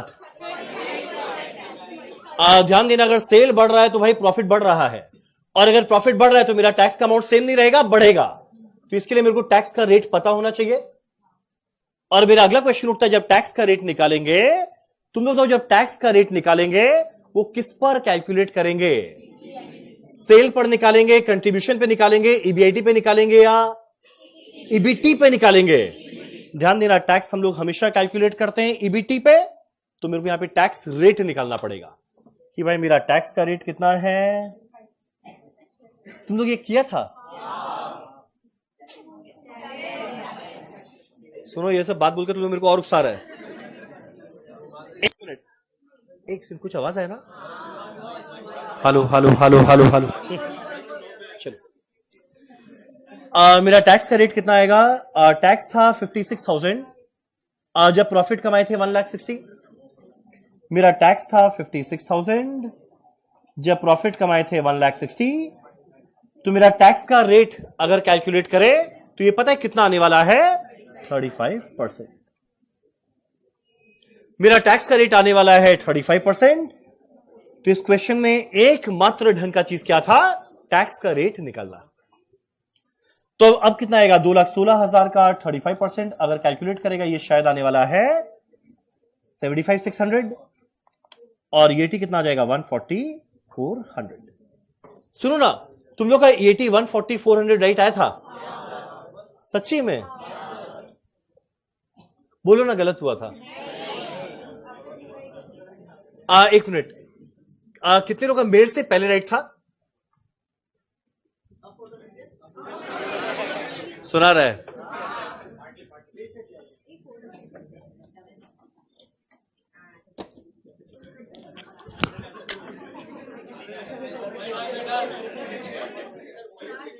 एक मिनट,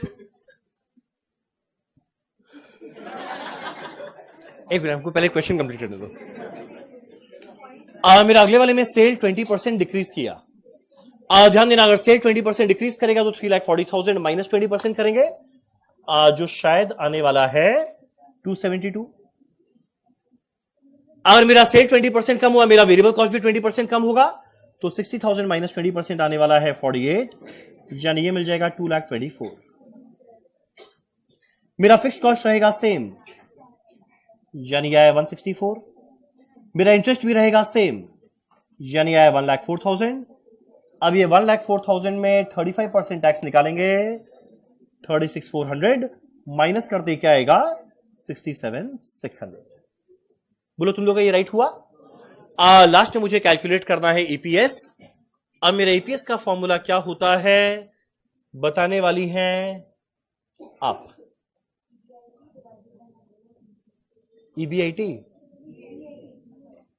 कितना मूली है? एक सेकंड, अर्निंग्स पर शेयर के फॉर्मूला में ईबीआईटी है, ईएटी है? तो देखना, मेरा ईएटी आने वाला, सॉरी, मेरा ईपीएस आने वाला है EAT divided by number of equity share. और मेरा नंबर ऑफ इक्विटी शेयर्स कितना था? 8 लाख का इक्विटी शेयर कैपिटल। मेरा हर एक शेयर का फेस वैल्यू है 10 रुपया, यानी नंबर ऑफ शेयर्स कितना आएगा? 8 लाख डिवाइडेड बाय 10, 80,000। और यहां पर आएगा 67,600 डिवाइडेड बाय 80,000। सुनो ना, एक बार कैलकुलेट करके बताओ ना, कितना कितना आएगा? 1.76 पर शेयर, और ये शायद आने वाला है 0.85 पर शेयर, 845 या जो भी आया चलेगा। सेम क्वेश्चन सेम नंबर के साथ एग्जाम में 2 बार आया हुआ है। जरा एक बार गेस करें कितना मार्क डिजर्व करता है? 5 मार्क डिजर्व करता है, 5 मार्क। एग्जाम में सेम क्वेश्चन सेम नंबर के साथ आया हुआ है, सुनेगा बेंच से गिर जाएगा। 10 मार्क का।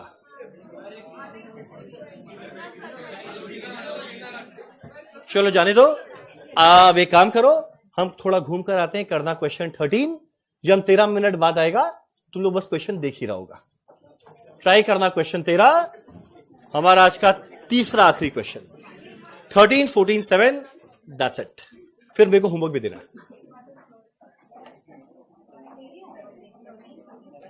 चलो नहीं, एक काम करो, पहले 12 करो। तुम लोग ड्रामा बहुत है, करो ना 12। अरे यार तो ऐसे कर रहा है जैसे पूरा क्वेश्चन ही हो गया था। एक काम करना है, पहले क्वेश्चन 12 को देखना। 12 में बजाएंगे आपका 12। जितने लोग थे ना चैलेंज करते हैं, अब जरा नजर मिलाना। अब 1 मिनट प्लीज, बोलेगा नहीं। और ये इस क्वेश्चन में कोई किसी से डिस्कस नहीं करेगा। डिस्कस किया चाटा लगा देंगे, चाटे पे चाटे। चलो सुनो, 1 मिनट प्लीज। फटाफट देखिए question 12। From the following financial data of company A and company be prepare their income statement. यानी क्वेश्चन में कोई लेवरेज टेवरेज नहीं निकालना, खाली इनकम स्टेटमेंट बनाने बोला है। तो बोले वाह वेरी इजी, कर ही लेंगे। देखो आगे, कंपनी ए कंपनी बी, वेरिएबल कॉस्ट पहले वाले में दिया हुआ है, फिक्स्ड कॉस्ट दिया हुआ है, इंटरेस्ट दिया हुआ है, और हमारे क्वेश्चन में फाइनेंशियल लेवरेज निकालकर दिया हुआ है 5:1, यानी 5 डिवाइडेड बाय 1, तो 5 डिवाइडेड बाय 1 मतलब 5 टाइम्स। मेरा फाइनेंशियल लेवरेज का वैल्यू दिया हुआ है 5। ऑपरेटिंग लेवरेज ये 0 नहीं है, फिल इन द ब्लैंक्स है। मेरा टैक्स का रेट दिया हुआ है 30%, और क्वेश्चन का बेस्ट पार्ट सेल वैल्यू है फिल इन द ब्लैंक्स। तो भाई जब तक सेल वैल्यू ही नहीं रहेगा इनकम स्टेटमेंट का, शुरुआत करेंगे कैसे? अब आगे मेरा कंपनी बी के अंदर में सेल वैल्यू दिया हुआ है, मेरा वेरिएबल कॉस्ट दिया है 60% ऑफ सेल, बहुत अच्छा बात है। फिक्स्ड कॉस्ट 0 नहीं है, फिल इन द ब्लैंक्स। हमारा इंटरेस्ट का कॉस्ट दिया हुआ है 9000, बीएफएल 0 नहीं है, fill in the blanks. DOL दिया हुआ है 4:1 मतलब 4/1 यानी 4 टाइम, एंड टैक्स रेट दिया हुआ है। बनाना क्या है? Income statement.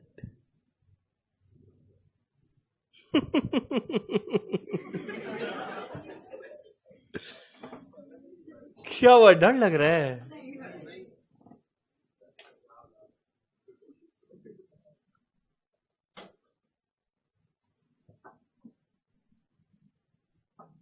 कांप कह रहे हो?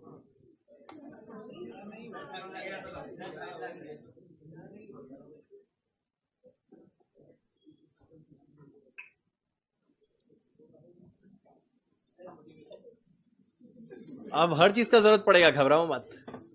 ये सब चैलेंज करने के पहले सोचना चाहिए था।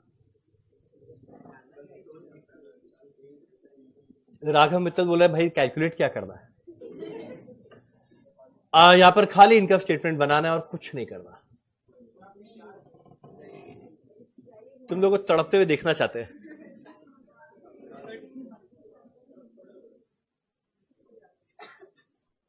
क्या एक हिंट दे? ओ, अभी भी ऐसा अभिमान?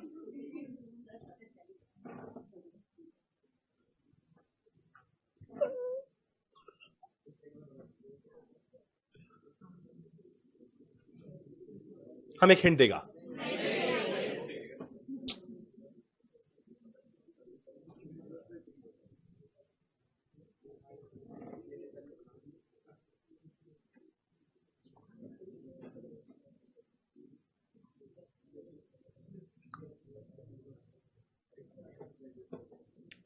डिस्कस करके नहीं, अपने आप मिलजुल के तो कर ही लेगा।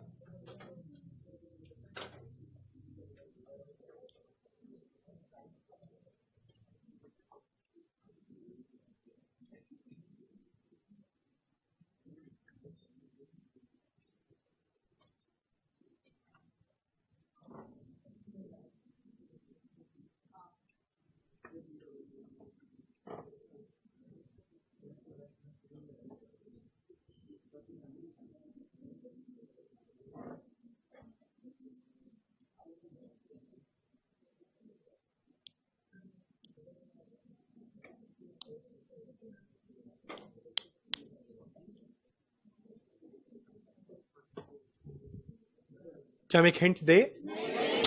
ये क्या तरीका हुआ?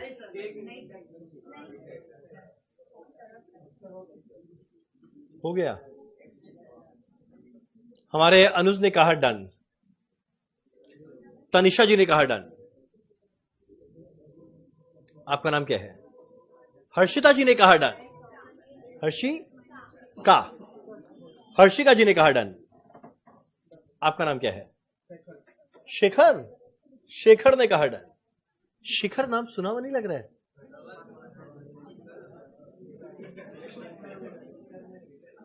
वो शिखर था वो, सॉरी।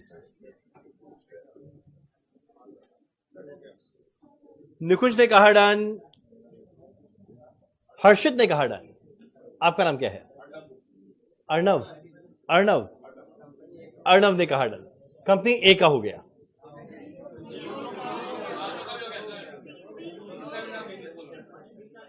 हो गया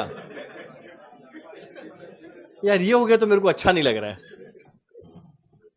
ये नहीं होना चाहिए था। जब तुम लोग हो सकता है शायद मेरा मैराथन देख के आए हो, इतना टाइम पास कर, मेरा मैराथन टाइम पास है। नेगेटिव में है। एकता जी ने बताया आंसर नेगेटिव में आ रहा है और ये कहती हो गया।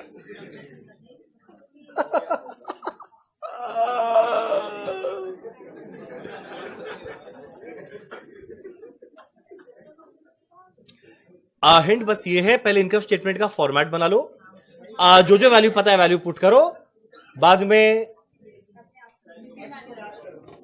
जैसा होगा होता रहेगा।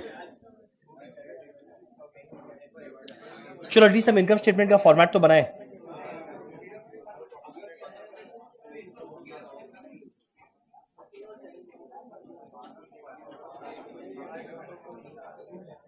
ना ना ना ना, अपने आप डिस्कस नहीं, तो फिर एक बार शांत रहो, बाकी लोग करने दो।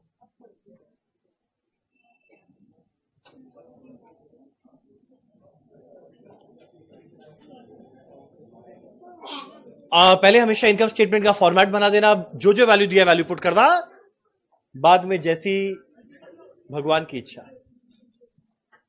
साइंस बैकग्राउंड हो गया? साइंस बैकग्राउंड तुम्हारा हो गया?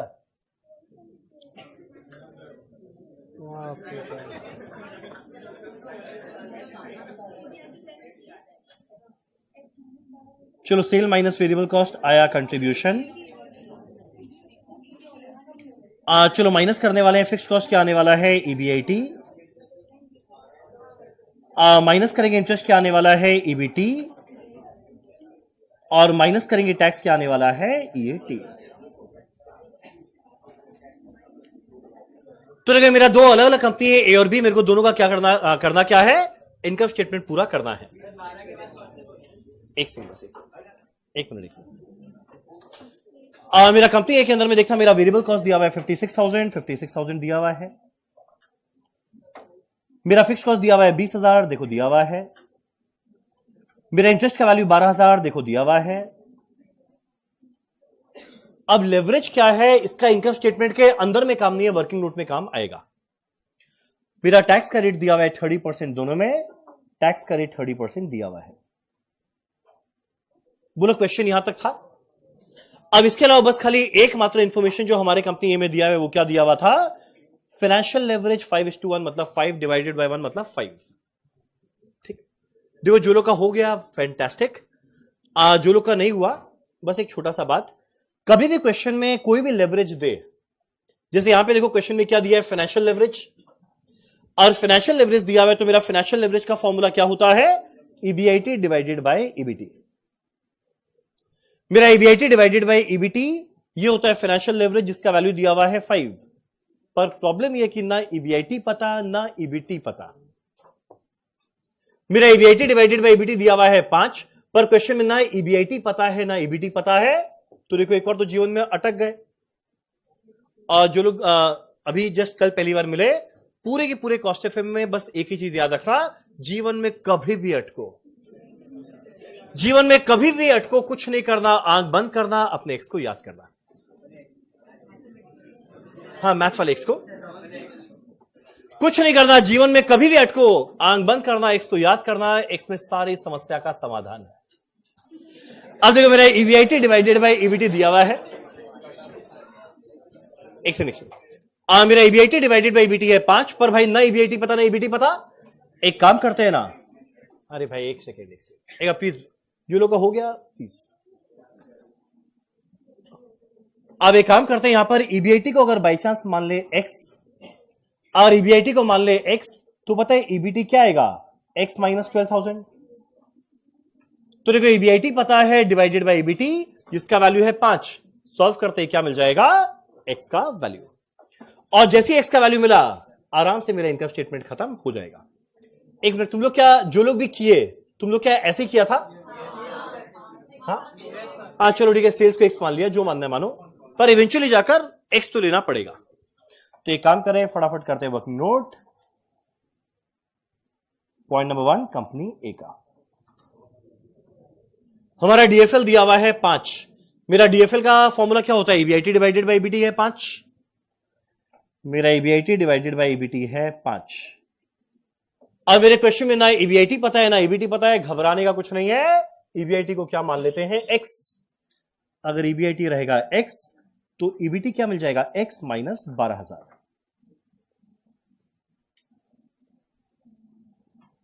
यानी जैसे ही सॉल्व करेंगे मेरे को तुरंत क्या मिल जाएगा, x का वैल्यू। एक काम करना, जरा सॉल्व करना, ये आएगा x is equal to 5 into x minus 12,000, bracket खोलना, 5x माइनस 12,000 इंटू 5 होता है 60,000। ये गया इधर, ये गया इधर, तो 4x is equal to 60,000। x का वैल्यू पता है कितना आने वाला है, 15,000। बोलो आए यहां तक? जो लोग का मेरे से पहले हो गया था, जो लोग का नहीं हुआ वो मेरे साथ करते हुए चल रहा, करते हुए चलो ना।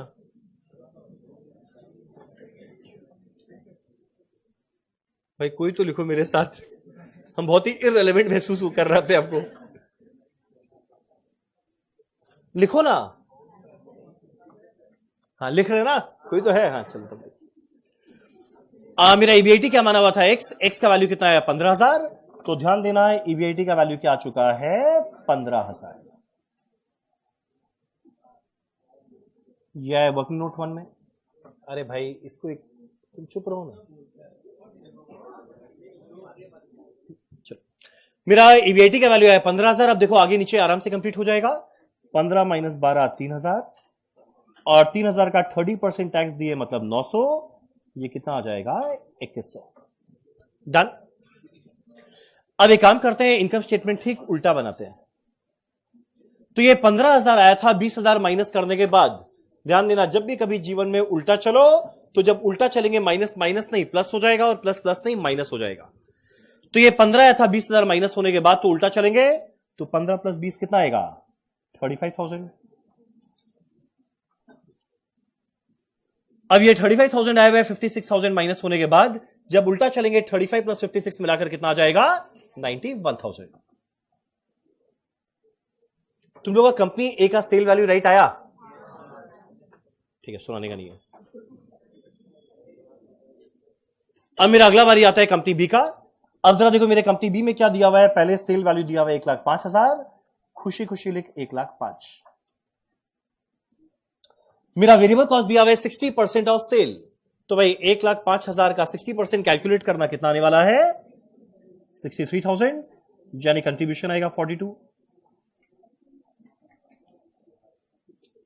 आगे मेरा इंटरेस्ट दिया हुआ है 9,000, इंटरेस्ट दिया हुआ है 9,000, बाकी पूरा इनकम स्टेटमेंट खाली खाली है। हमारे क्वेश्चन में बस एक लेवरेज दिया हुआ है, ऑपरेटिंग लेवरेज, वो दिया हुआ है 4। अब हमारे डॉल का फॉर्मूला क्या होता है बताने वाली है आप। मेरा कंट्रीब्यूशन डिवाइडेड बाय ईबीआईटी 4, और इस क्वेश्चन का best part, contribution by EBIT है 4, कंट्रीब्यूशन पता है, यानी मेरे को तुरंत क्या मिल जाएगा, ईबीआईटी। चलो बनाते हैं वर्किंग नोट 2। कंपनी बी का contribution divided by EBT, sorry EBIT है 4। मेरा कंट्रीब्यूशन का वैल्यू देखो कितना दिया हुआ है, 42,000, डिवाइडेड बाय ईबीआईटी है 4। अब जैसे इसको सॉल्व करेंगे, इधर जाएगा इधर आएगा, मेरा ईबीआईटी कितना आएगा, 42,000 डिवाइडेड बाय 4, 10,500। बोलो हम सही लिखा? मेरा ईबीआईटी है 10,500। जैसे ही वैल्यू पुट करेंगे मेरा इनकम स्टेटमेंट कंप्लीट। तो ईबीआईटी आया 10,500, ब्रैकेट में वर्किंग नोट 2। 10,500 माइनस 9,000 1500, 1500 का 30% टैक्स दिए 450, यानी ईटी आएगा 1,050। डन। अब देखो ये मेरा है 42,000, ये है 10,500, तो ये बीच का आएगा balancing figure, this minus this कितना आने वाला है 31,500 बैलेंसिंग फिगर। करेक्ट। सुनो ना एक बार ये वाला इनकम स्टेटमेंट कितनों का मेरे से पहले राइट हो गया था?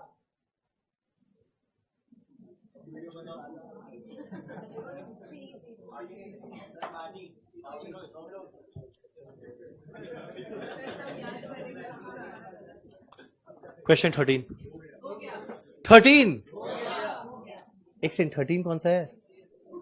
अरे ये वाला,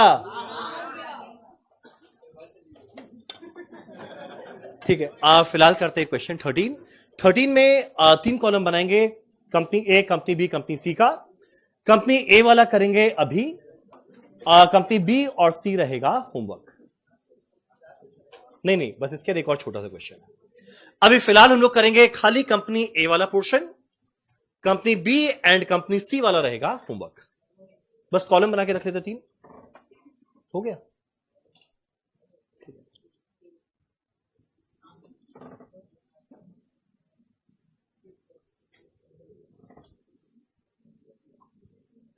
ये जो 12 और 13 की है, ये इस चैप्टर का सबसे अच्छा क्वेश्चन है। क्या? हाँ ये लास्ट के दिन।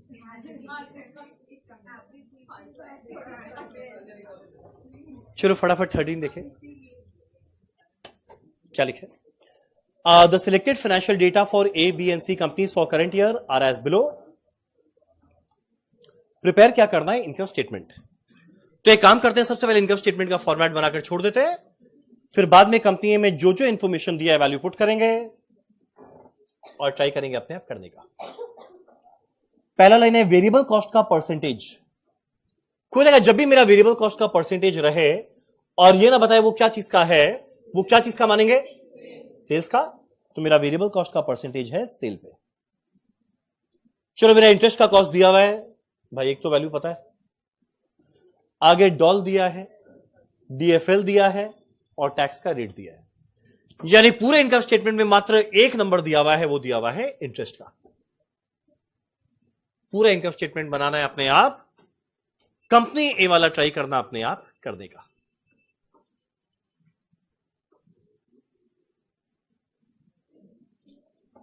अब सिंस हमारे क्वेश्चन में इंटरेस्ट का वैल्यू दिया है जो फाइनेंशियल नेचर का होता है, तो बेटर है फाइनेंशियल लेवरेज से शुरू करना। और बाई चांस हमारे क्वेश्चन में फिक्स कॉस्ट दिया रहता जो ऑपरेटिंग नेचर का है, तो वर्किंग नोट में डॉल से शुरू करते हैं।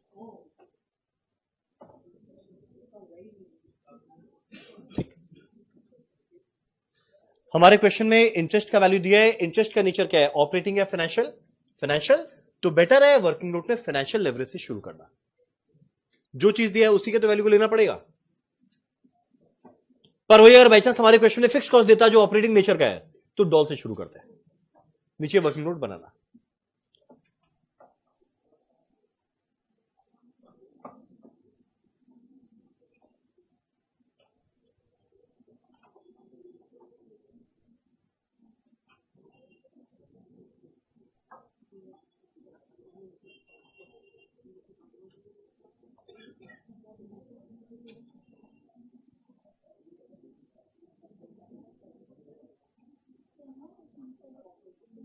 चलो सेल माइनस वेरिएबल कॉस्ट है कंट्रीब्यूशन, माइनस करेंगे फिक्स्ड कॉस्ट, क्या मिलने वाला है? ईबीआईटी। माइनस करेंगे इंटरेस्ट, क्या आने वाला है? ईबीटी। और माइनस करेंगे टैक्स, आई थिंक टैक्स का रेट दिया हुआ है 50%, क्या आएगा? ईएटी।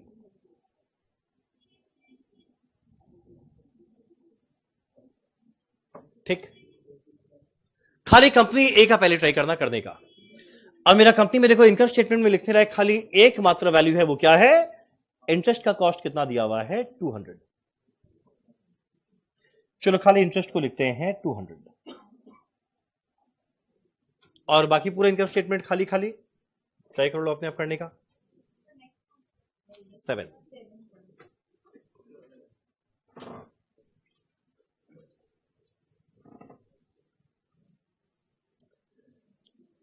आज सिंस हमारे क्वेश्चन में इंटरेस्ट का वैल्यू दिया हुआ है और इंटरेस्ट होता है फाइनेंशियल नेचर का, फाइनेंशियल नेचर का है, तो अगर क्वेश्चन को आगे बढ़ाना है तो फाइनेंशियल लेवरेज को ही यूज करना पड़ेगा। अगर ये दिया हुआ है फाइनेंशियल नेचर का तो फाइनेंशियल लेवरेज यूज करेंगे तभी तो क्वेश्चन आगे बढ़ेगा। और देखना हमारे क्वेश्चन में फाइनेंशियल लेवरेज कितना दिया हुआ था, कंपनी ए में फाइनेंशियल लेवरेज कितना दिया हुआ है 3। मेरा फाइनेंशियल लेवरेज का फॉर्मूला क्या है बताने वाले हैं, कौन बताएगा, आप बताओ। फाइनेंशियल लेवरेज का formula EBIT divided by EBT, जो कितना दिया हुआ है 3। तो एक काम करें, सीधा चलते हैं वर्किंग नोट। पॉइंट नंबर 1, मेरा फाइनेंशियल लेवरेज का formula EBIT divided by EBT जो दिया हुआ है 3। करेक्ट। अब देखना हमारे क्वेश्चन के अंदर में ना ईबीआईटी पता है ना ईबीटी पता है। मेरे क्वेश्चन में ना ईबीआईटी पता है ना ईबीटी पता है, तो देखो जीवन में अटक गए। और कभी भी जीवन में अटको कुछ नहीं करना है, एक्स को याद करना। तो एक काम करते हैं, अगर ईबीआईटी को मान लेंगे एक्स तो ईबीटी कितना आ जाएगा एक्स माइनस 200। तो अगर ईबीआईटी को मान लेंगे एक्स, ईबीटी कितना आ जाएगा एक्स माइनस 200। बोलो हुआ ना यहां तक, ट्राई करो। डन, 13 पूरा डन। तुम लोग तो मेरे को पहला दिन बोला कि तुम लोग का मैथ्स पसंद नहीं है और यह क्वेश्चन तुम लोग किए जा रहे हैं।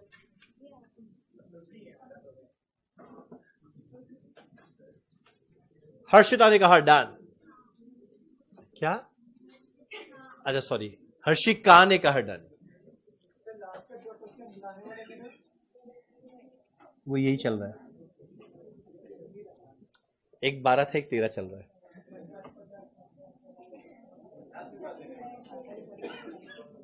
ठीक है यहां तक। चलो एक काम करें, जरा इसको सॉल्व करें। कितना आने वाला है, ये 600 जाएगा इधर, ये x आएगा इधर।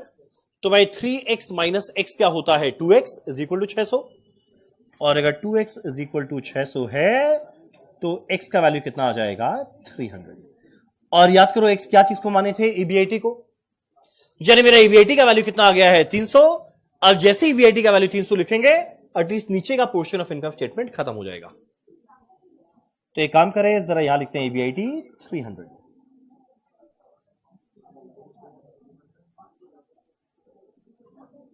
करेक्ट।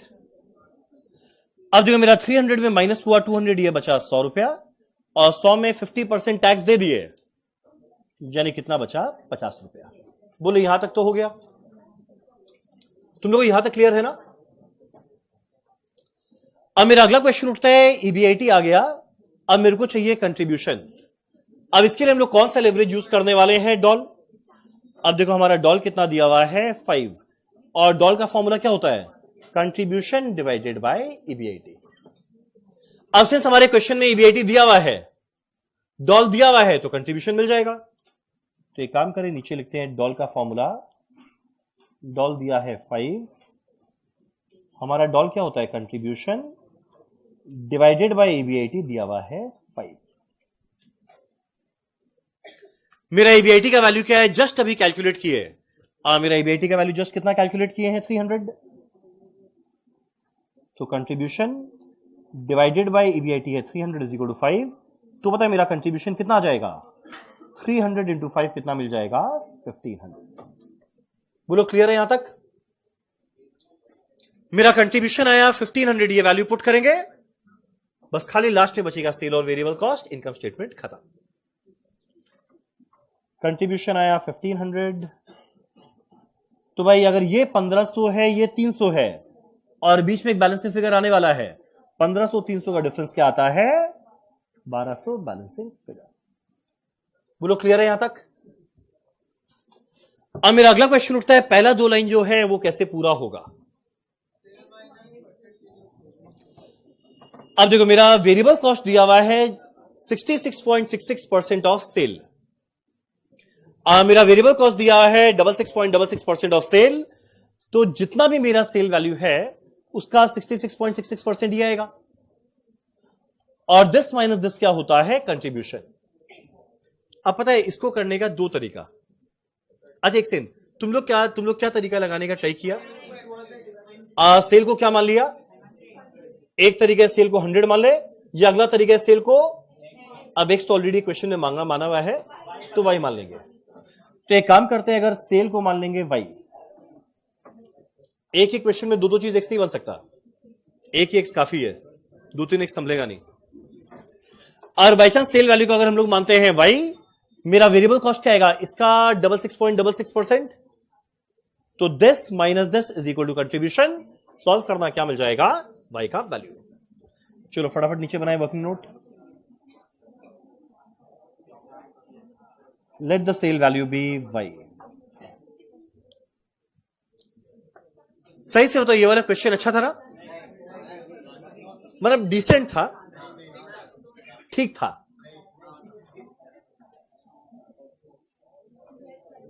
मेरा वेरिएबल कॉस्ट कितना दिया हुआ है 66.66% ऑफ वाई, तो वाई इंटू 66.66%, परसेंट का मतलब होता है 66.66 डिवाइडेड बाय 100, तो ये कितना मिल जाएगा 0. बहुत सारा 6 वाई। इसको हम कैसे लिख सकते हैं 66.66 डिवाइडेड बाय 100, तो ये क्या मिलेगा 0.6666 वाई। तो देख, ये रहा सेल, ये रहा वेरिएबल कॉस्ट, तो sale minus variable cost contribution है, जिसका वैल्यू पता है। हाँ, क्योंकि देखो एग्जाम में क्वेश्चन रहेगा 10 मार्क का रहेगा, तो 10 मार्क के लिए वर्किंग नोट दिखाना पड़ेगा। तो ये आएगा y minus 0.6666 Y, sale minus variable cost आया कंट्रीब्यूशन, जो मेरा कितना निकाला हुआ है 1500,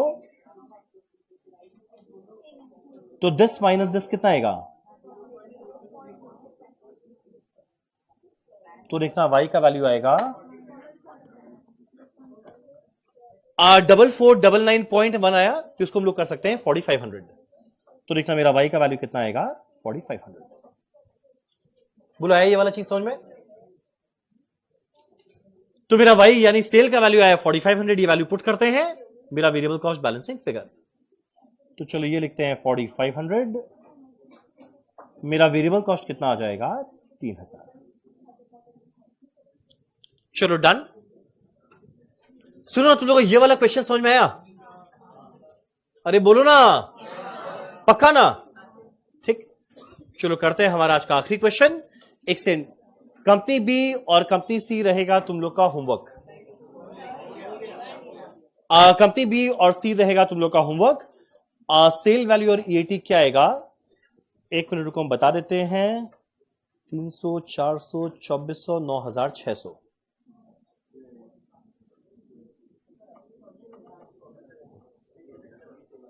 एक मिनट,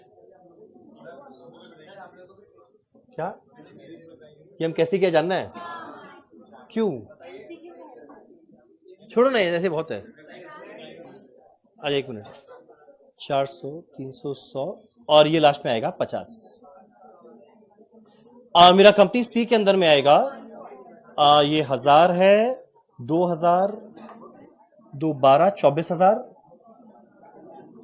हम बस खाली आंसर बता रहे हैं, लास्ट में आएगा 2000, 1000, 1000, 500। ठीक, अगर ये दोनों तुम लोगों का नंबर राइट है यानी क्वेश्चन राइट हुआ होगा। ये तुम लोग का होमवर्क रहेगा, सब कोई होमवर्क करके आएगा। नेक्स्ट डे बाहर में आईडी कार्ड नहीं, होमवर्क चेक होगा और रंजन खुद चेक करेगा। एक मिनट, दिव्या के क्वेश्चन है, एक सेकंड। तुमको लिखना पड़ेगा let the sale value be 100, variable cost 66.66 यानी कंट्रीब्यूशन 33.34। फिर नेक्स्ट टाइम में लिखेंगे हाँ पूरा। चलो डन। नहीं, वो मार्क्स भी कैलकुलेटर में दे देगा डायरेक्ट, तो इसीलिए वर्किंग नोट दिखाना जरूरी है। एक मिनट, तुम लोग ये कंपनी ए वाला समझा ना? अरे भाई बोलो ना। करते हैं हमारा आज का आखिरी क्वेश्चन, क्वेश्चन 7 खत्म करेंगे। आगे से हम क्वेश्चन नहीं बताएगा, पहले करते हैं हमारा आज का आखिरी क्वेश्चन 7 खत्म करेंगे 7 मिनट में। अच्छा, जो लोग का हो गया मेरा रिक्वेस्ट है प्लीज बात मत करो, बाकी लोग कर रहे हैं।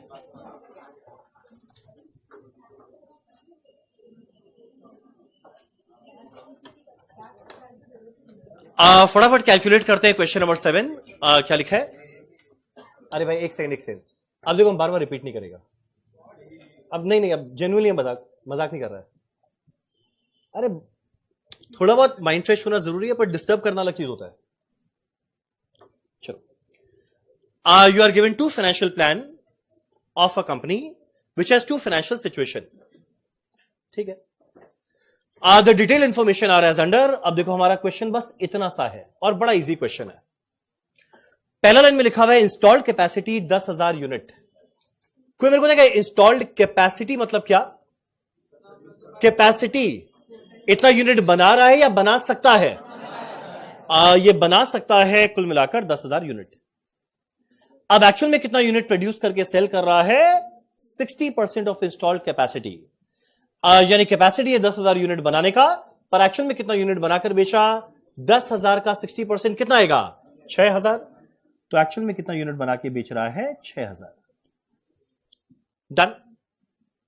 मेरा सेलिंग प्राइस पर यूनिट दिया हुआ है 30, मेरा वेरिएबल कॉस्ट पर यूनिट दिया हुआ है 20. आराम से मल्टीप्लाई करके मिल जाएगा सेल एंड वेरिएबल कॉस्ट. बस एक क्वेश्चन का आंसर दो. जब सेल और वेरिएबल कॉस्ट निकालेंगे तो 30 और 20 को जब मल्टीप्लाई करेंगे वो 6,000 से करेंगे या 10,000 से करेंगे? 10,000 या 6,000? 10,000 या 6,000? 10,000 बना सकते हैं, पर असली में तो बनाकर बेचे खाली 6,000. तो सेल वैल्यू आएगा 6,000 इंटू 30, 180. और मेरा वेरिएबल कॉस्ट आएगा 6,000 इंटू 20, 120. यानी मेरा कंट्रीब्यूशन तक आ जाएगा. अब आगे बोलते हैं मेरा फिक्स कॉस्ट दो सिचुएशन में अलग अलग है. सिचुएशन ए में रहेगा 20,000, सिचुएशन बी में रहेगा 25,000.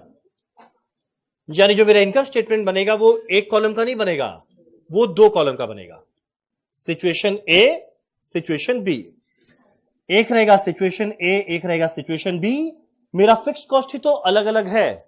सेल वेरिएबल कॉस्ट के बारे में तो कुछ नहीं बोला, मतलब वो सेम है.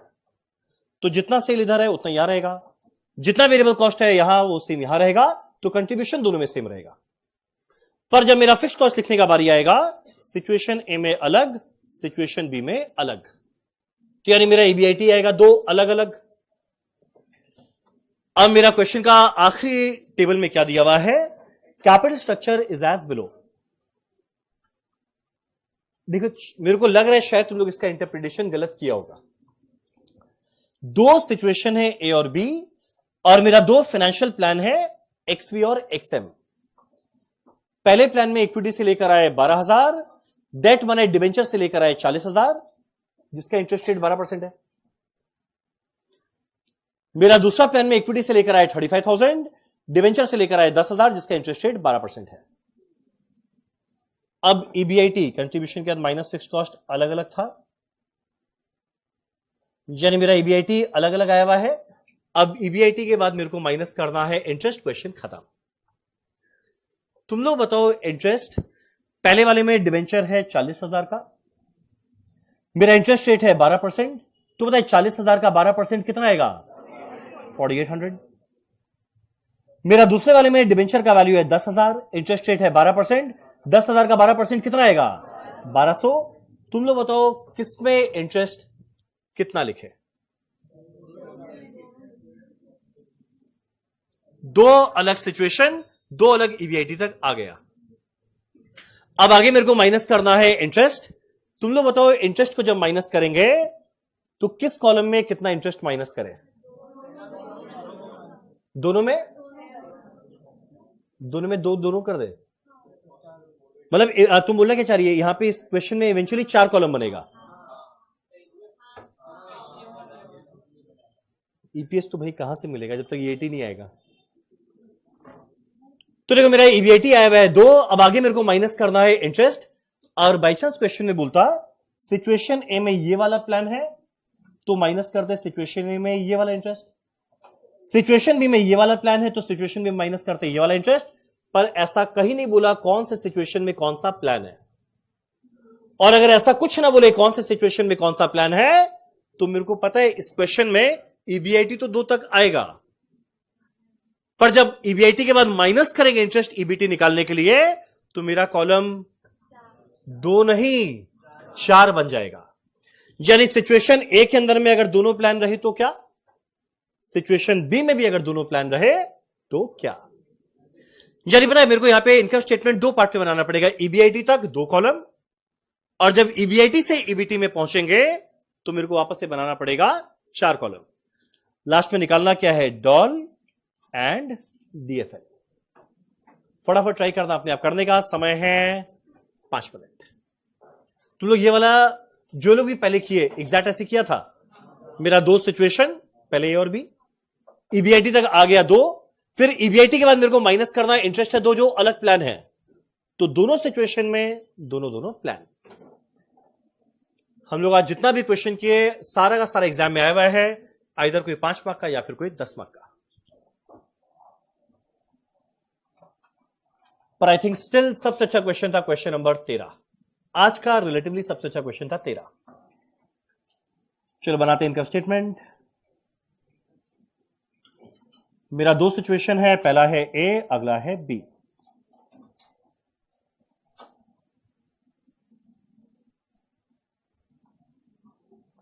चलो पहला लेना है सेल वैल्यू। मेरा सेल वैल्यू कितना आने वाला है? 10,000 का 60% बनाकर बेचे मैंने 6,000 यूनिट, और कौन से रेट में बेचे हैं? 30। तो 6,000 इंटू 30 कितना आने वाला है? 180।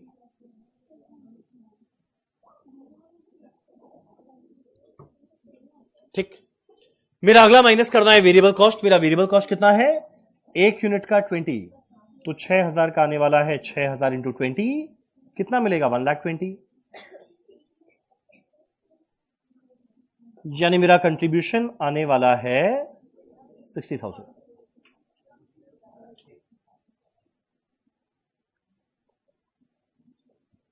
ठीक। चलो अगला मेरे को माइनस करना है फिक्स कॉस्ट। अब देखना, मेरा सिचुएशन ए में फिक्स कॉस्ट है 20,000, मेरा सिचुएशन बी में फिक्स कॉस्ट है 25,000।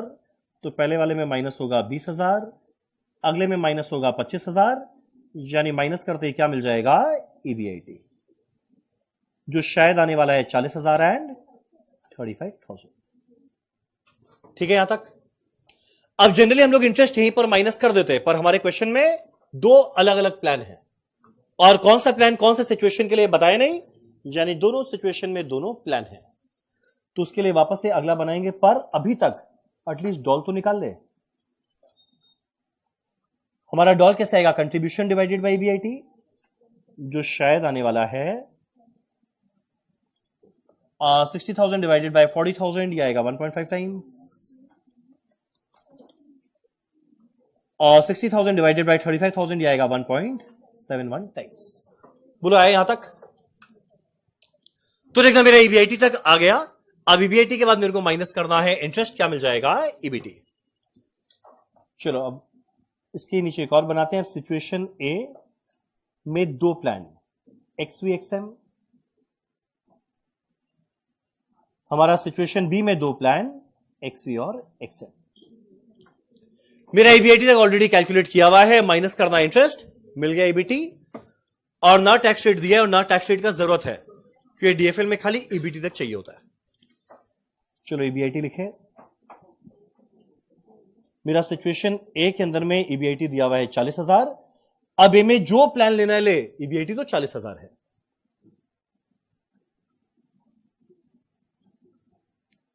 सिमिलरली हमारे सिचुएशन बी के अंदर में ईबीआईटी है 35,000। अब सिचुएशन बी में जो प्लान लेना है लो, मेरा ईबीआईटी दोनों में 35,000 है।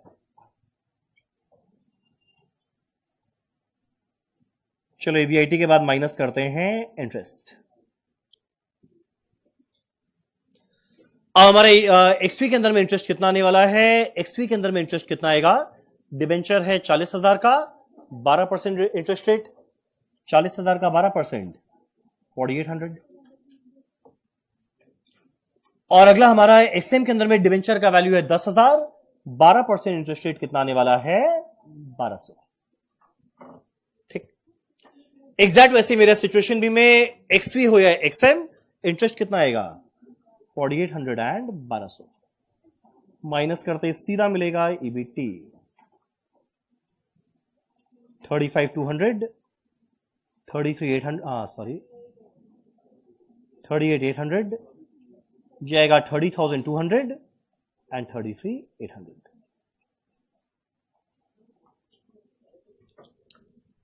लास्ट में मेरे को निकालना है डीएफएल। अब हमारे इस क्वेश्चन में डीएफएल निकलेगा 4। तो मेरा डीएफएल का फॉर्मूला क्या आने वाला है? EBIT divided by EBT. So calculate करना, पहला वाला आएगा 1.14, मेरा अगला वाला आएगा 1.03, मेरा नेक्स्ट वाला आएगा 1.16 और लास्ट वाला आएगा 1.04। चलो डन। चलो इसी के साथ हमारा ये वाला क्वेश्चन एंड हमारा आज का क्लास होता है खत्म। जो तुम लोग का होमवर्क है प्लीज प्लीज प्लीज हर एक जन होमवर्क करके आएगा। जो लोग कर लिए फैंटास्टिक, जो नहीं किए प्लीज अपना होमवर्क कंप्लीट करके आएगा। अब हम लोग कल ठीक 11 बजे मिलेंगे और एक नया टॉपिक, इसी चैप्टर का एक नया टॉपिक शुरू करेंगे, impact of preference dividend on leverage. Homework company B और कंपनी सी। क्वेश्चन 13 का कंपनी बी कंपनी सी हमारा होमवर्क है। चलो डन। चलो इसी के साथ हमारा आज का क्लास होता है खत्म। Thank you so much, thank you so much, thank you so much.